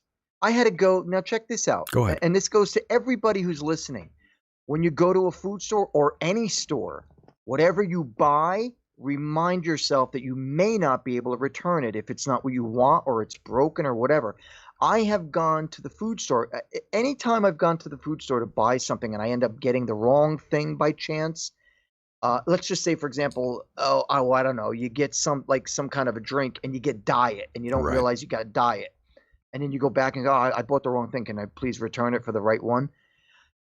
So about 2 weeks ago, I went to the store and I bought this nasal spray. It's a decongestant. Oh, for you were my telling me nose. about that, yeah. Right. So I went to the store today to return it, and they were like, no, you can't return it. I'm Well, like, I mean, why not? did you stick it up your nose, Mike? Well, no, it was still in the box. Oh, okay. I had to ask. I had to ask. It was still unopened. Oh shit! And They didn't let you. No, they're like, Wow. oh, we don't take any returns now that COVID-19 is in process. Oh boy. I said, well, you do realize. I said to her, I said, you do realize how stupid that is, right? I said, it's in a cardboard box. It's unopened, and I bought it from your stupid store. So if it's got anything on it, it's probably got your germs and everybody else who's touched it and packed it and moved it. I said, but I'm just trying to get the right thing that I paid for, and this box was in the wrong section. You know, Right. I picked up 3 boxes that day of this nasal spray, and one of them was something that I didn't need. It was the wrong kind. Right. And now I've got to keep that medication because they won't take it back. Bastards, Mike. Yeah, total bastards. Bastards. Communists. I know, and I'm kind of running low on beer here, Mike. So that means we Yeah, have to yeah. wrap. That means Yeah, we have yeah. to. Yeah, that means we have to wrap up pretty soon here. Okay. Drinking that Space Dust IPA for those that are wondering. I know, Mike. You can't even drink beer no more. I feel bad for you. Well, don't feel bad for me. I was never a beer drinker. You know, but then again, anytime I hear someone that doesn't drink or doesn't smoke, I'm wondering, then what do you do for fun? Well, I pray. Oh my God, you pray. You pray to Muhammad I pray to Muhammad. for your Constantly. underage bride, huh? Yes. Yeah, that guy was a pedophile. Which guy are we talking about? Muhammad, the god. Oh, yeah. He wasn't a god. He was a guy. Well, you know, that's what they say. You know, they claim he's a god, but come on. He wasn't a god. I don't believe in None that. of them were gods. They were all people before people called them divine. Mike, I am an atheist. You know, for the longest time I was calling myself an agnostic, but then I thought that's kind of retarded. I'm an atheist, not agnostic. That's just dumb. Most agnostics are atheists. Yeah, for the most part. For the most part, that's why I thought it's just really stupid. I should just say I'm an atheist. Sure, why not? Yeah, I mean, I have not been given any sort of tangible evidence that proves that there is a God. Not even in the slightest. Well, I can certainly say I agree with you on that notion. Exactly, especially with all the things that these religious people talk about a invisible man or whatever in the sky that's all powerful, yet he's not here. He's not talking to me or you, is he? Right. I guess he's not that powerful then, since he can't convince me that he exists. Well, once again, Michael, you always have to remember that God was created by Romans. Man. Yeah, by Romans. That's right. Yeah. But that's see, it's kind of a weird thing. I understand what you're saying, but at the same time, I want to be a little bit more factual. God has been created since the dawn of time, the dawn of man. Okay? Man created gods to fill his need of something that he could not explain. The most factual thing I've ever seen is men go into space and claim that there's no God up there. That's right. Or flying a plane and not seeing any angels sitting on clouds. Where's God? Where are the aliens, Mike? I'm wondering. Well, I can tell you they're not up in the sky, that's for sure. The only thing that's up in the sky is clouds and planes. That's right. And planets and stars and gases and satellites. I don't know where God is. I'm looking for him. Oh, I've been looking for God all my life. Where are you, God? I'm looking, God. Where are you?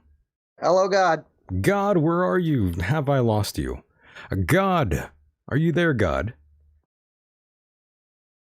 God, are you there? Where is God?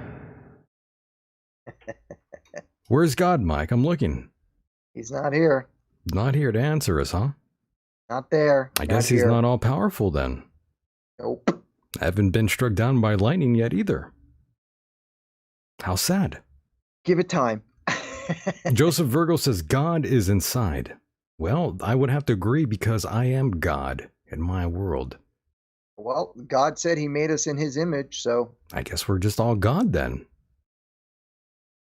Amazing. How could we not be? How could we not be? I mean, there's a great picture by Michelangelo of the creation of man, where you see Adam reaching out to God. It's, you know, they're in the clouds, sort of. You've probably seen it, and their hands are reaching out to touch each other. You know what I'm talking about? Right, I've seen that. Very lovely. So, I like. By the way, I love that angelic imagery as well as satanic imagery, 19th century. By the way, for the record.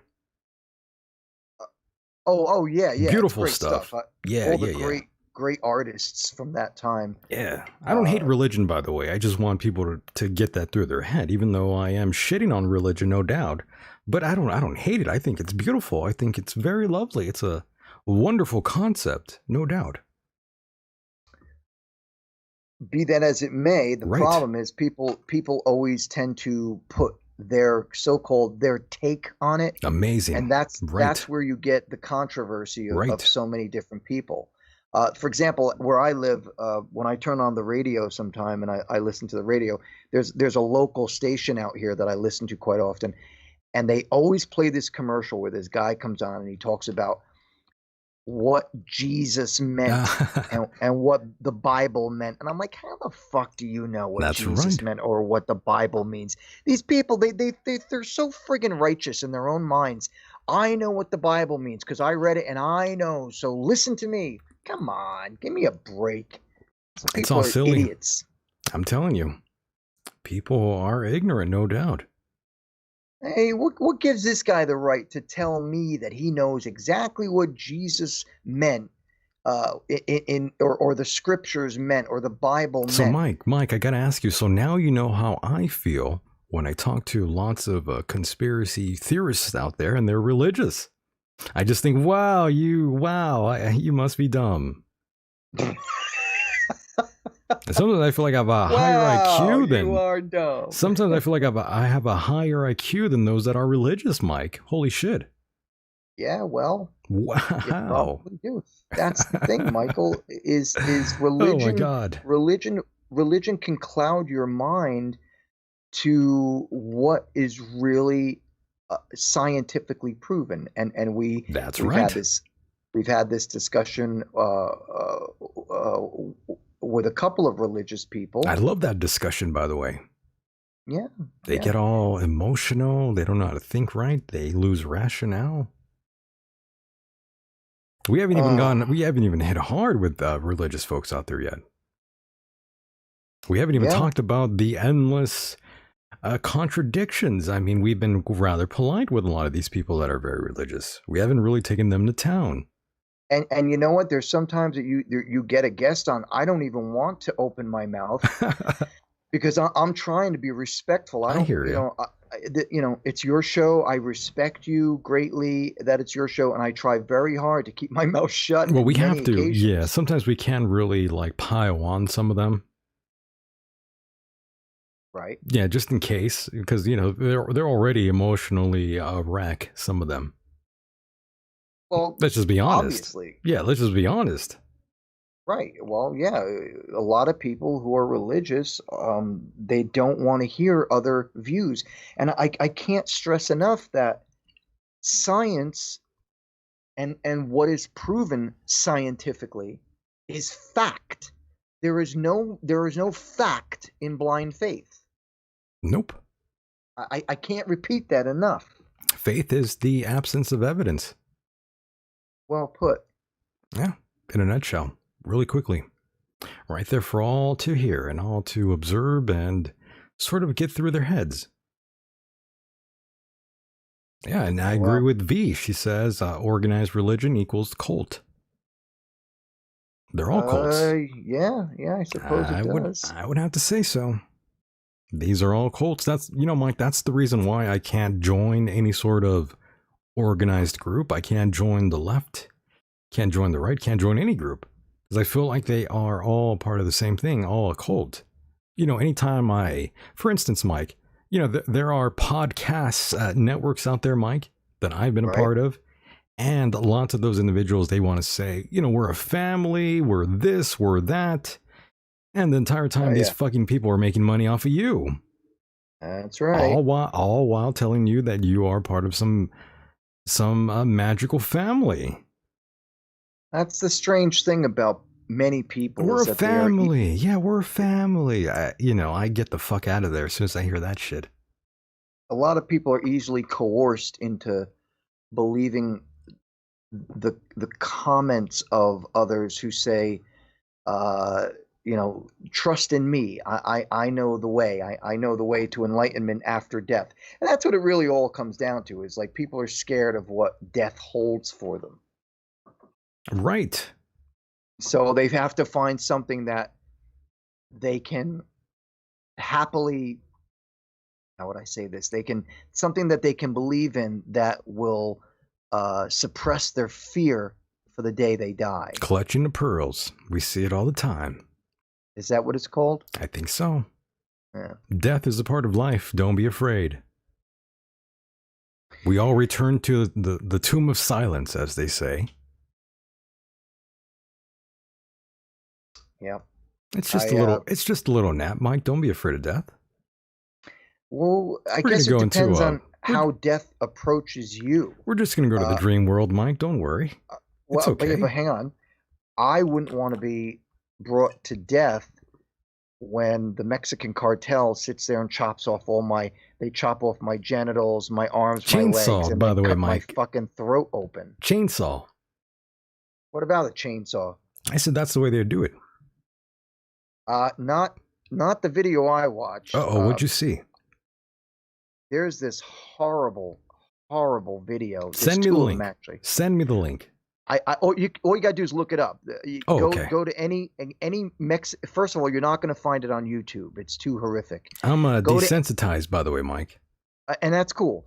Go to any website that focuses on the Mexican cartel's horrifying, acts of atrocities. Right.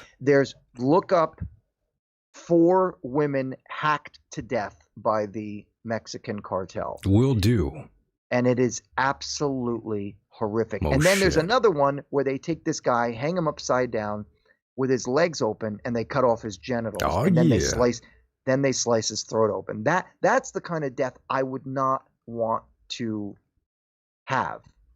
I want to die peacefully in my sleep. That's a barbaric death, no doubt. Yeah, I want to die peacefully in my sleep, or peacefully masturbating, or something like that. You know what I'm saying? Yeah, you want to die of a heart attack while you're jerking off in the bathroom. Right. Go out like Elvis. Right. Do you think that's what he was doing? Do you think he was masturbating in the bathroom, and that's why he croaked? I don't think so. I think he might have just blown a gasket trying to take a crap. Well, in my mind, I'm going to pretend he was masturbating and croaked. That's a better reality. All right, yeah, that makes for a better visual. Thank you very much. I'll never get that out of my head now. Yeah, the king. Masturbation is king. That's right. I like that Elvis, by the way. Yeah, he's all right. He's a good singer. He's okay. He had some good tunes. He was good when he was young. When he got older and fatter. Yeah, well, that's because of the drugs. Yeah, once he became a pill popper, that was. It was downhill. Let's see. Who else died? Michael Jackson. Prince. I got to tell you, now that you brought up Michael Jackson, I got to ask Mike, do you think he molested those kids?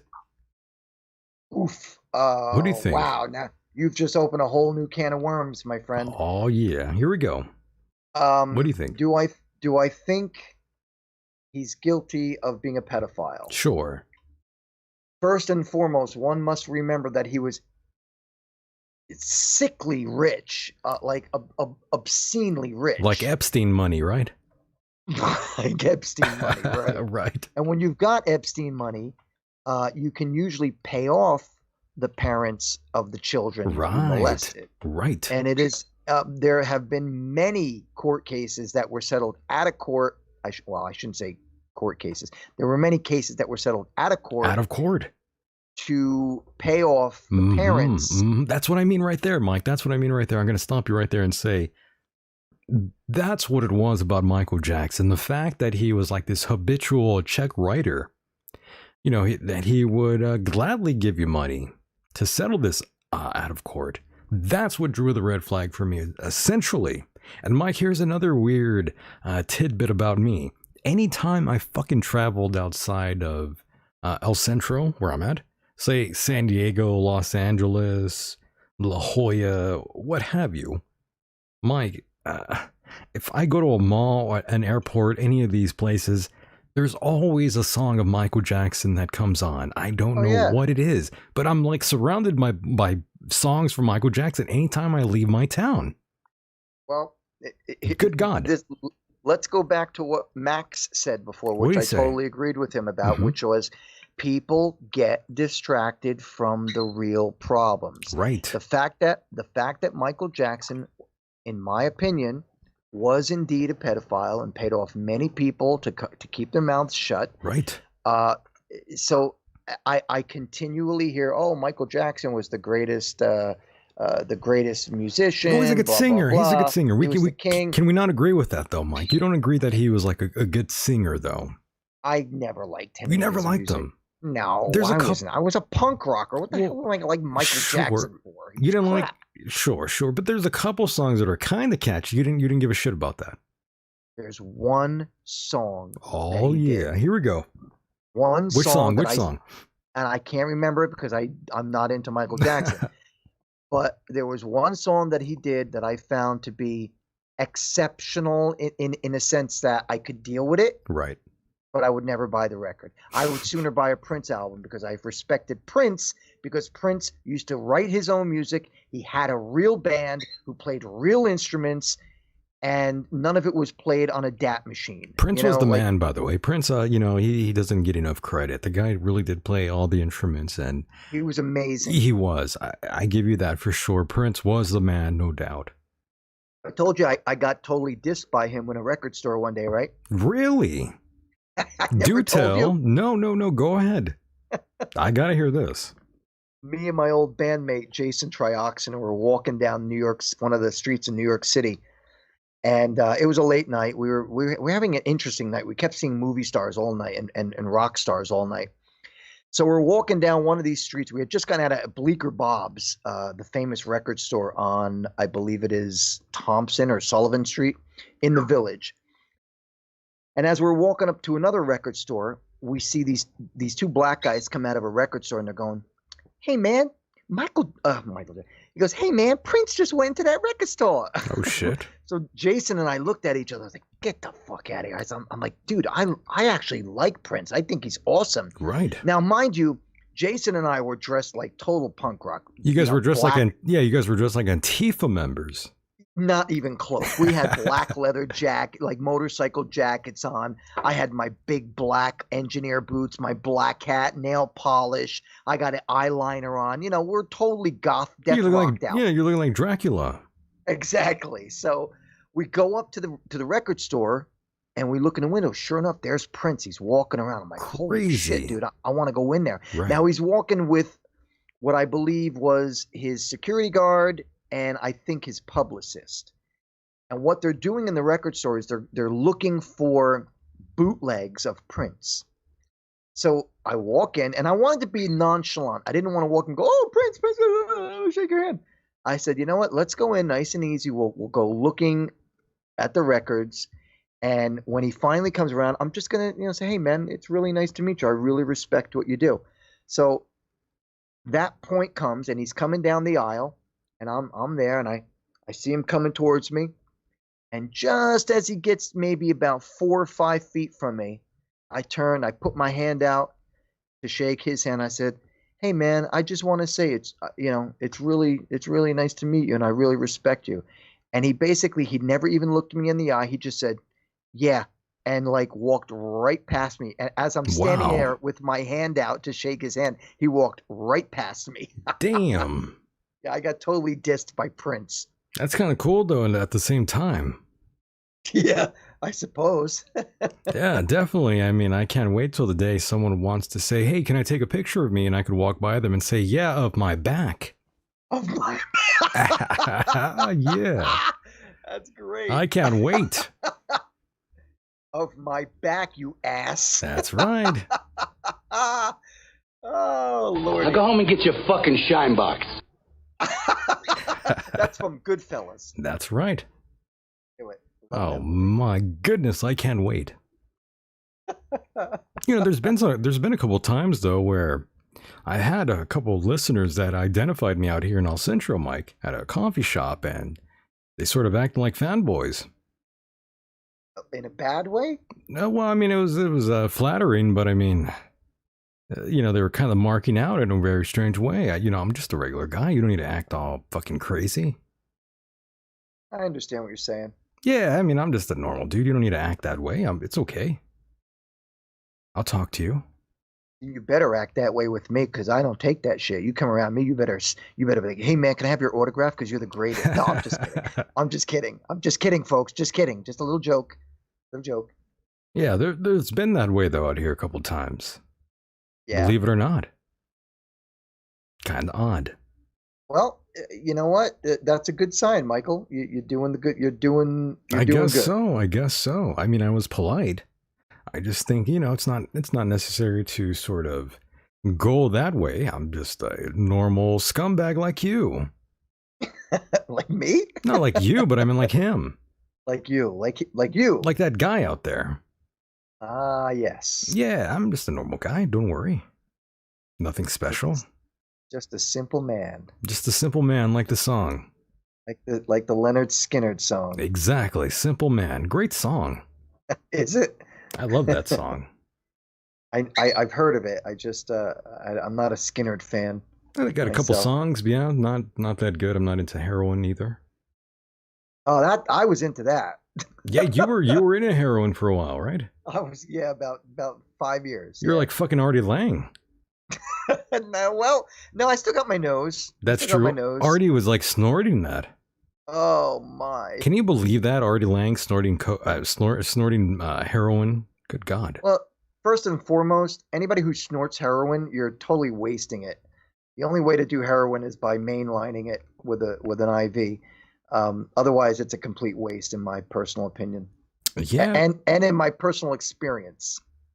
Well, I've never taken heroin or anything, so I don't know. But yeah, don't. I mean, worst drug in the world. I mean, it's absolutely mm-hmm. amazing, but it will fuck you up. But don't do it. Don't do it. Don't do it. Yeah, for sure. I would never go back. It almost ruined my life. I'm gonna put up a picture of Artie Lang, by the way. You know, he still kind of is one of my favorite stand-up comics, even though he's kind of hacky. I've always kind of liked Artie Lang. Let me put up a photograph right now of a mugshot for I think it was just not very long ago, just a few years ago, of what Artie Lang was looking like when he was really getting into the heroin there. For those that don't know, he was doing a show with Anthony Cumia for a while from Opie and Anthony. Awesome classic radio there. And yes, look at Artie Lang, folks. Now, for those that don't, Mike, you can't see this, but in the chat room, I do have a photograph of one Artie Lang. And, I hate to see him like that. In that state, his nose is all fucked up. And what a shame. And he looks really high. He looks high in this photograph, by the way, in this mugshot. Okay. All right. Yeah, he looks bad. What a shame. Yeah, it's terrible what heroin has done to one Artie Lang, and of course he's still facing issues. I think if memory serves correct, he's back in jail. Yeah. Well, if from my understanding, it was the cocaine that actually ruined his nose. Heroin won't do that to your nasal passage like cocaine does. Cocaine burns. Right. Have you ever done cocaine? Absolutely. Yeah. Okay. So I'm not gonna lie. I'm not gonna lie to you. And I'll be honest with you. In my personal opinion, that is a horrible drug. And that's because they cut it with so much shit in order to make money. I've never tried pure cocaine, which I heard is supposed to be really good. Really? Yeah, it's not supposed to give you the shakes and the feelings that you get from cut cocaine. The problem with cocaine is that once you do it, you just want more and more and more, and you can't stop. Right. And that was my problem with it when I did it back in early part of 2000. Worst drug. The thing with heroin is absolutely great.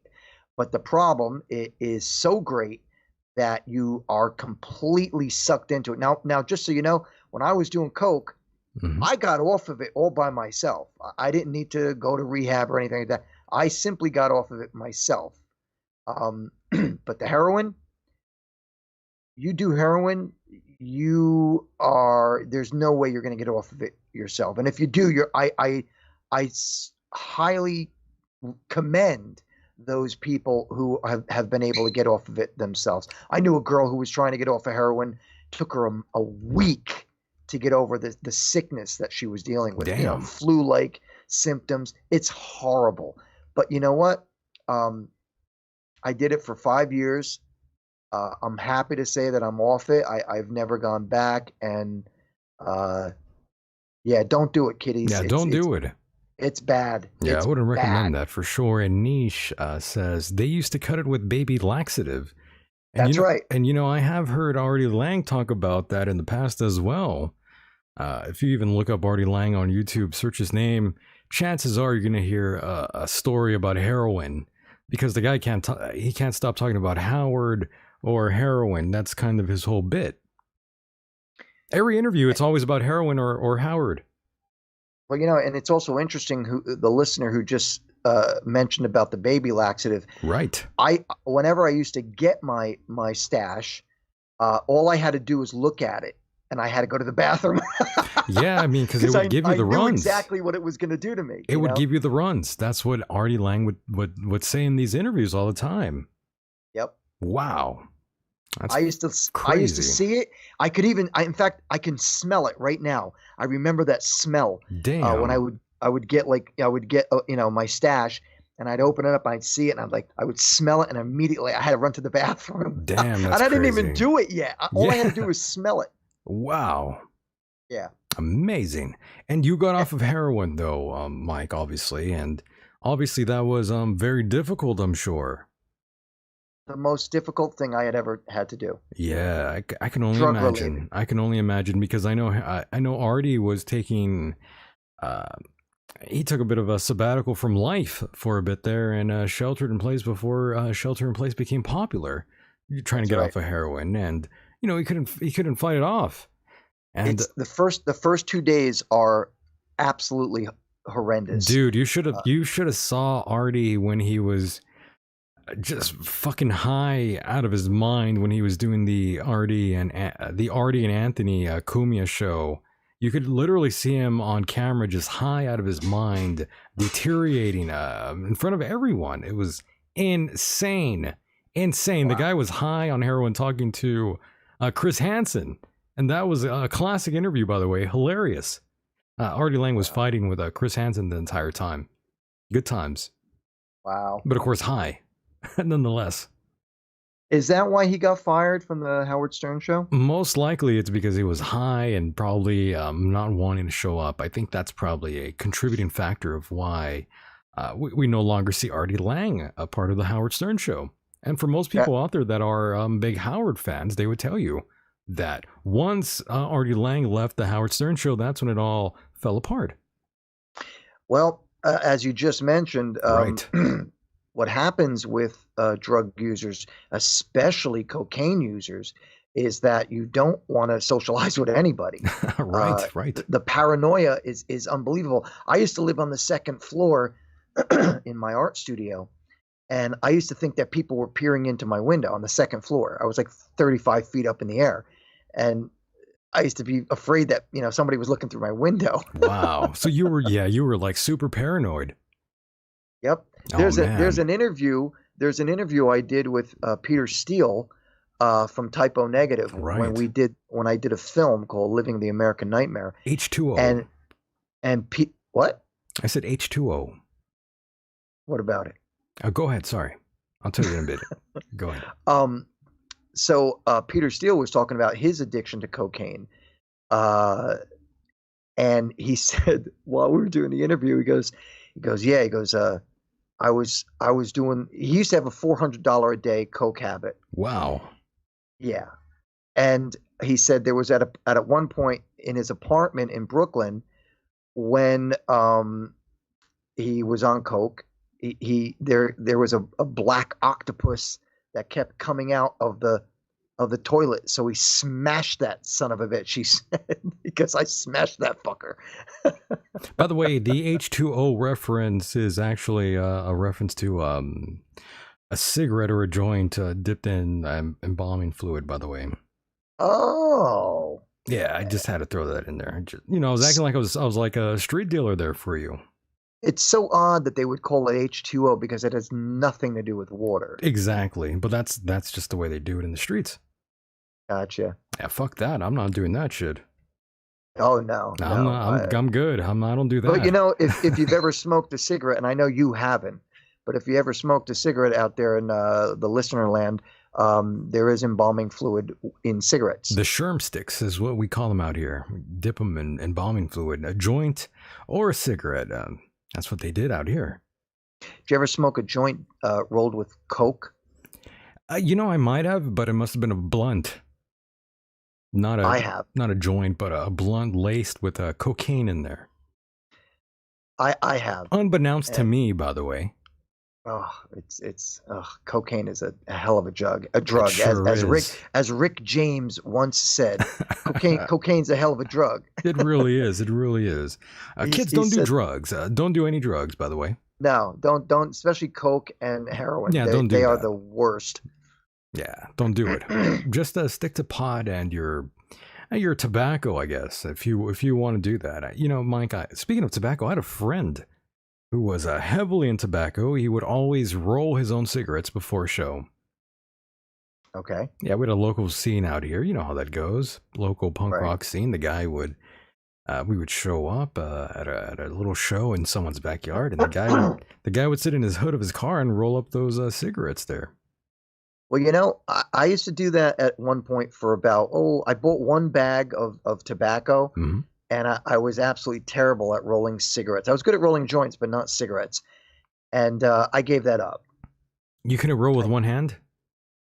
I could barely roll with two. I got to the point where I could roll a joint with one hand. I'm a savage.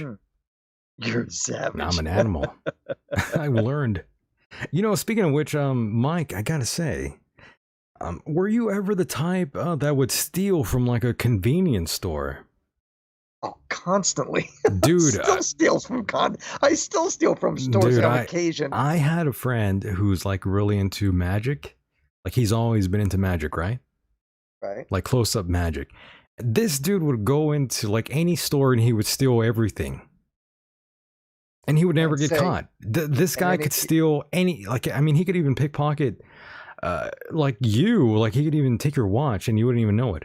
Like this guy was good. Like I don't even know where to begin. I don't even know how he learned this. But this guy, anytime I would go into a convenience store with him, this guy would come out with like 5 different types of candy.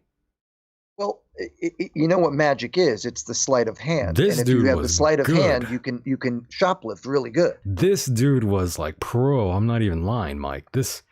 It was astonishing. Okay, like he would steal like right in front of the cashier. Yeah, I've done that before. Holy crap! Oh my god! The first time I ever stole anything, I must have been, I'm going to say like maybe 7 years old, 6 years old. And I'll never forget, I was kind of pressured into it. I had a neighbor who was my friend when I was a young boy. Right. Her name was Michelle. I won't say her last name. Say it. But Just kidding. Don't do it. I can't. Yeah, don't do it. Don't do it. But she used to live right like a couple of houses around the corner from me. And we used to hang out. We were friends, we were friends as little kids. And one day her parents or her mother took us to a store, and we went into the store, and the store had a big, now mind you, we're little tiny kids. The store had this big, I don't know, like a container, if you will, of all Bazooka Joe bubble gum. And I'll never forget how she did it. She started going, "Ooh, look at this gum." And then she grabbed a couple and she put them in her pocket. And I said, "Oh, yeah, look at that gum." And I grabbed a couple and put them in my pocket. That was the first time I ever stole anything. Wow. That's pretty funny. That reminds me of another story of a friend of mine, a neighbor I had, a best friend growing up. His uncle was out there, and I'm sure he was like on hard times. The guy was probably like maybe 40, but he looked like he was 60 by the time he was 40. Oh. He was doing meth.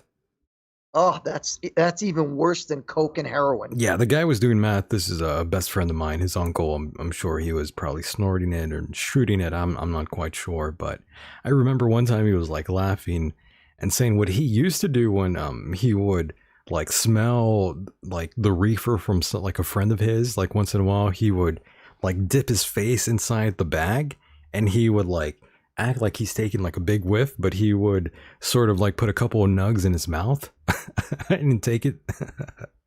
What the hell? Yeah, he's fucking crazy. Wow. Yeah, this guy would like say, let me smell that bag. And what you didn't know was he would take a few nugs with him and hide them in his mouth. Nice. Can you believe that? I'm going to try that next time somebody brings me a bag of weed. A good big bag, just like say you're going to sniff it and you sort of take a couple nuggets. Yeah, you palm a few with your mouth. By the way, I also didn't mention I did get caught twice shoplifting. Really? Yeah. In fact, I was married at the time, and we were going through some hard times. I had gotten fired from my job. I couldn't find a job for like 8 months. And we were in hard times, and I began to shoplift. And one day I got caught. In fact, twice I got caught. That 5-finger discount, Mike. Yeah. Yeah, indeed. And I was asking for it. It was a summer day. I wore black army shorts with combat boots, and I wore this big white shirt that said it had it had a big Y on it. It said youth with like Nazi youth on it. It was a protest shirt. And because by the way, I was completely anti-Nazi. So I'm wearing this shirt. I got like all these bracelets on, and I'm wearing, my hair was dyed black. And so I was just asking to get busted. But I go in and I had to steal batteries because I needed batteries. And I snatched a couple of batteries. And as I walked out of the store, the guy, he's like, "Excuse me, sir. I saw you steal a couple things. I need you to come back in the store." Actually, before we even took me in the store, when he cornered me, he's like, "Excuse me, sir, did you just take a couple things?" So I'm like, "Okay, you got me. I surrender. I'm giving up." And I did. I just gave up. I was like, "You called me fair and square." And then he goes to me, "I just want you to know, if you try to run, I will catch you." I'm like, "Dude, I'm not going anywhere." I just told you, you got me. I'm not going anywhere. He thought he was Dirty Harry. Good Lord. But those are the stories of our youth. I was 25. I wasn't a youth. Yeah, you're kind of a youth. Yeah, you're still kind of young then. I was younger. Yeah, I was 25. It was like right around the time after I got married. And I got busted. And that happens. Yep. Johnny Law will catch up to you. Yeah, in this case, it was Johnny Dirty Harry. Yeah, Johnny Dirty Harry. My God. So, Mike, we are going to wrap it up here, almost at 4 hours soon here. All right. We've been here 3 hours, 41 minutes so far. And it's been a fun time. I've enjoyed my time here with you and, of course, with Max Igan. That was fun. Always nice to catch up with him and catch up with you, Mike. Always. It's always nice to hear everything you have to say, Michael. No doubt, Mike. I mean, we're all we're all Michaels here, anyways, right? Yeah. Did your parents call you Michael? Oh my God, my mother, up till the day she died, she called me Michael. Didn't call you Miguel? Michael. Didn't call you Miguel when you were mad? When I was bad, my father used to call me Michael Christopher. Oh shit, Michael Christopher, the middle name. Yeah, that's when they're real mad. In fact, if he was really mad, he used to say Michael Christopher Columbus. Oh shit. Yeah, that's when the old man was really mad. Yeah. Oh shit. And then I got my ass kicked. And then you got whipped, yeah. Yep. You got whipped. Yeah. You got whipped worse than Kuta Kinte. Yep. And by the way, I want to say happy birthday to my dad today. He is 89 years old. I love him very much. 89 years young. 89 years young. My God. I went to go see him today in New Jersey, and he looks great. I love him very much. He is a wonderful, kind man, and I could only hope to be as good as he's been in his life. And COVID-19. So happy birthday to you, Pop. Happy birthday to you. And COVID-19 free. Yes. Amazing. Yes, happy birthday to him indeed. My God. So, Mike, go ahead and close it up for us here. Go ahead and plug anything you like. The stage is yours. Okay. As usual, people, my websites are horribleartwork.com and MikeHideous.com, and that's Mike, MYKE. And you can see my music, my artwork, my photography, so on and so forth. I've said it 1,000 times. And then, of course, if you want to reach me on social media, Facebook, it's facebook.com/hideous Mike, and that's Mike, MYKE. I want to say thank you to Michael. I want to say thank you to Max. I want to say thank you to all the listeners out there. Thank you very much. I had a wonderful night once again. And Michael, I'll talk to you soon, buddy. You got it, buddy. I'll talk to you soon. Take care. All right. Good night. Mahalo. And there he goes, the one and only Mike Hideous. And of course, as we take it home here tonight, and before I pull it Larry Silverstein style, oh God, I'm looking at Artie Lang's face. Yep, only a face a mother would love, no doubt. Thank you tremendously, everyone out there in the chat room. Thank you to all the mods. Really appreciate that. Of course, don't forget, if you are a fan and listener of this show, you can direct yourself to patreon.com/Michael Decon, and you'll find bonus content. And trust me, it is quite delicious, quite worth it. Only $5. More episodes will be added soon. I promise. I really do. The Patreon has taken off, and I do appreciate everyone who has signed up exclusive content only you can listen to there. You really won't find that on the podcast rendition of the program or on YouTube. And the only times you ever do is because I throw you a bone. Sometimes shows don't come to fruition, and I gotta give you a little bone here, a bone or two every now and then to make up for it, because I care about you out there. It's true. And of course, that's just for the hardcore listeners out there. Patreon.com/Michael Decon. And of course, if you don't want to join Patreon, of course, you can always go to michaeldecon.com PayPal button, right there on the right-hand side for you. Use it. Any amount is fine, and I will personally send you various episodes from Patreon.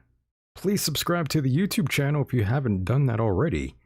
Download the podcast rendition of this program on iTunes and Stitcher, Castbox, and Spotify. Top Talent Show yet again. What does the future have in store for all of us here? I sure as shit don't know, boys and girls. We are headed towards unprecedented, unprecedented. We're pretty much, anytime I say this, I have to say we really are reaching a point in time where no one really knows what's going to happen. We really don't. I have no idea what's going to happen tomorrow. These are unprecedented times, no doubt. We don't know. We really don't know. Who knows what's going to happen tomorrow or in a few months from now? It's your call. Your guess is as good as mine. I have no idea. I'm at a loss for words. Is this really happening, boys and girls? Are we seeing the collapse of the greatest power ever? Here in America, are we losing that power, boys and girls? Is that what's going on? Unprecedented times indeed. Good God.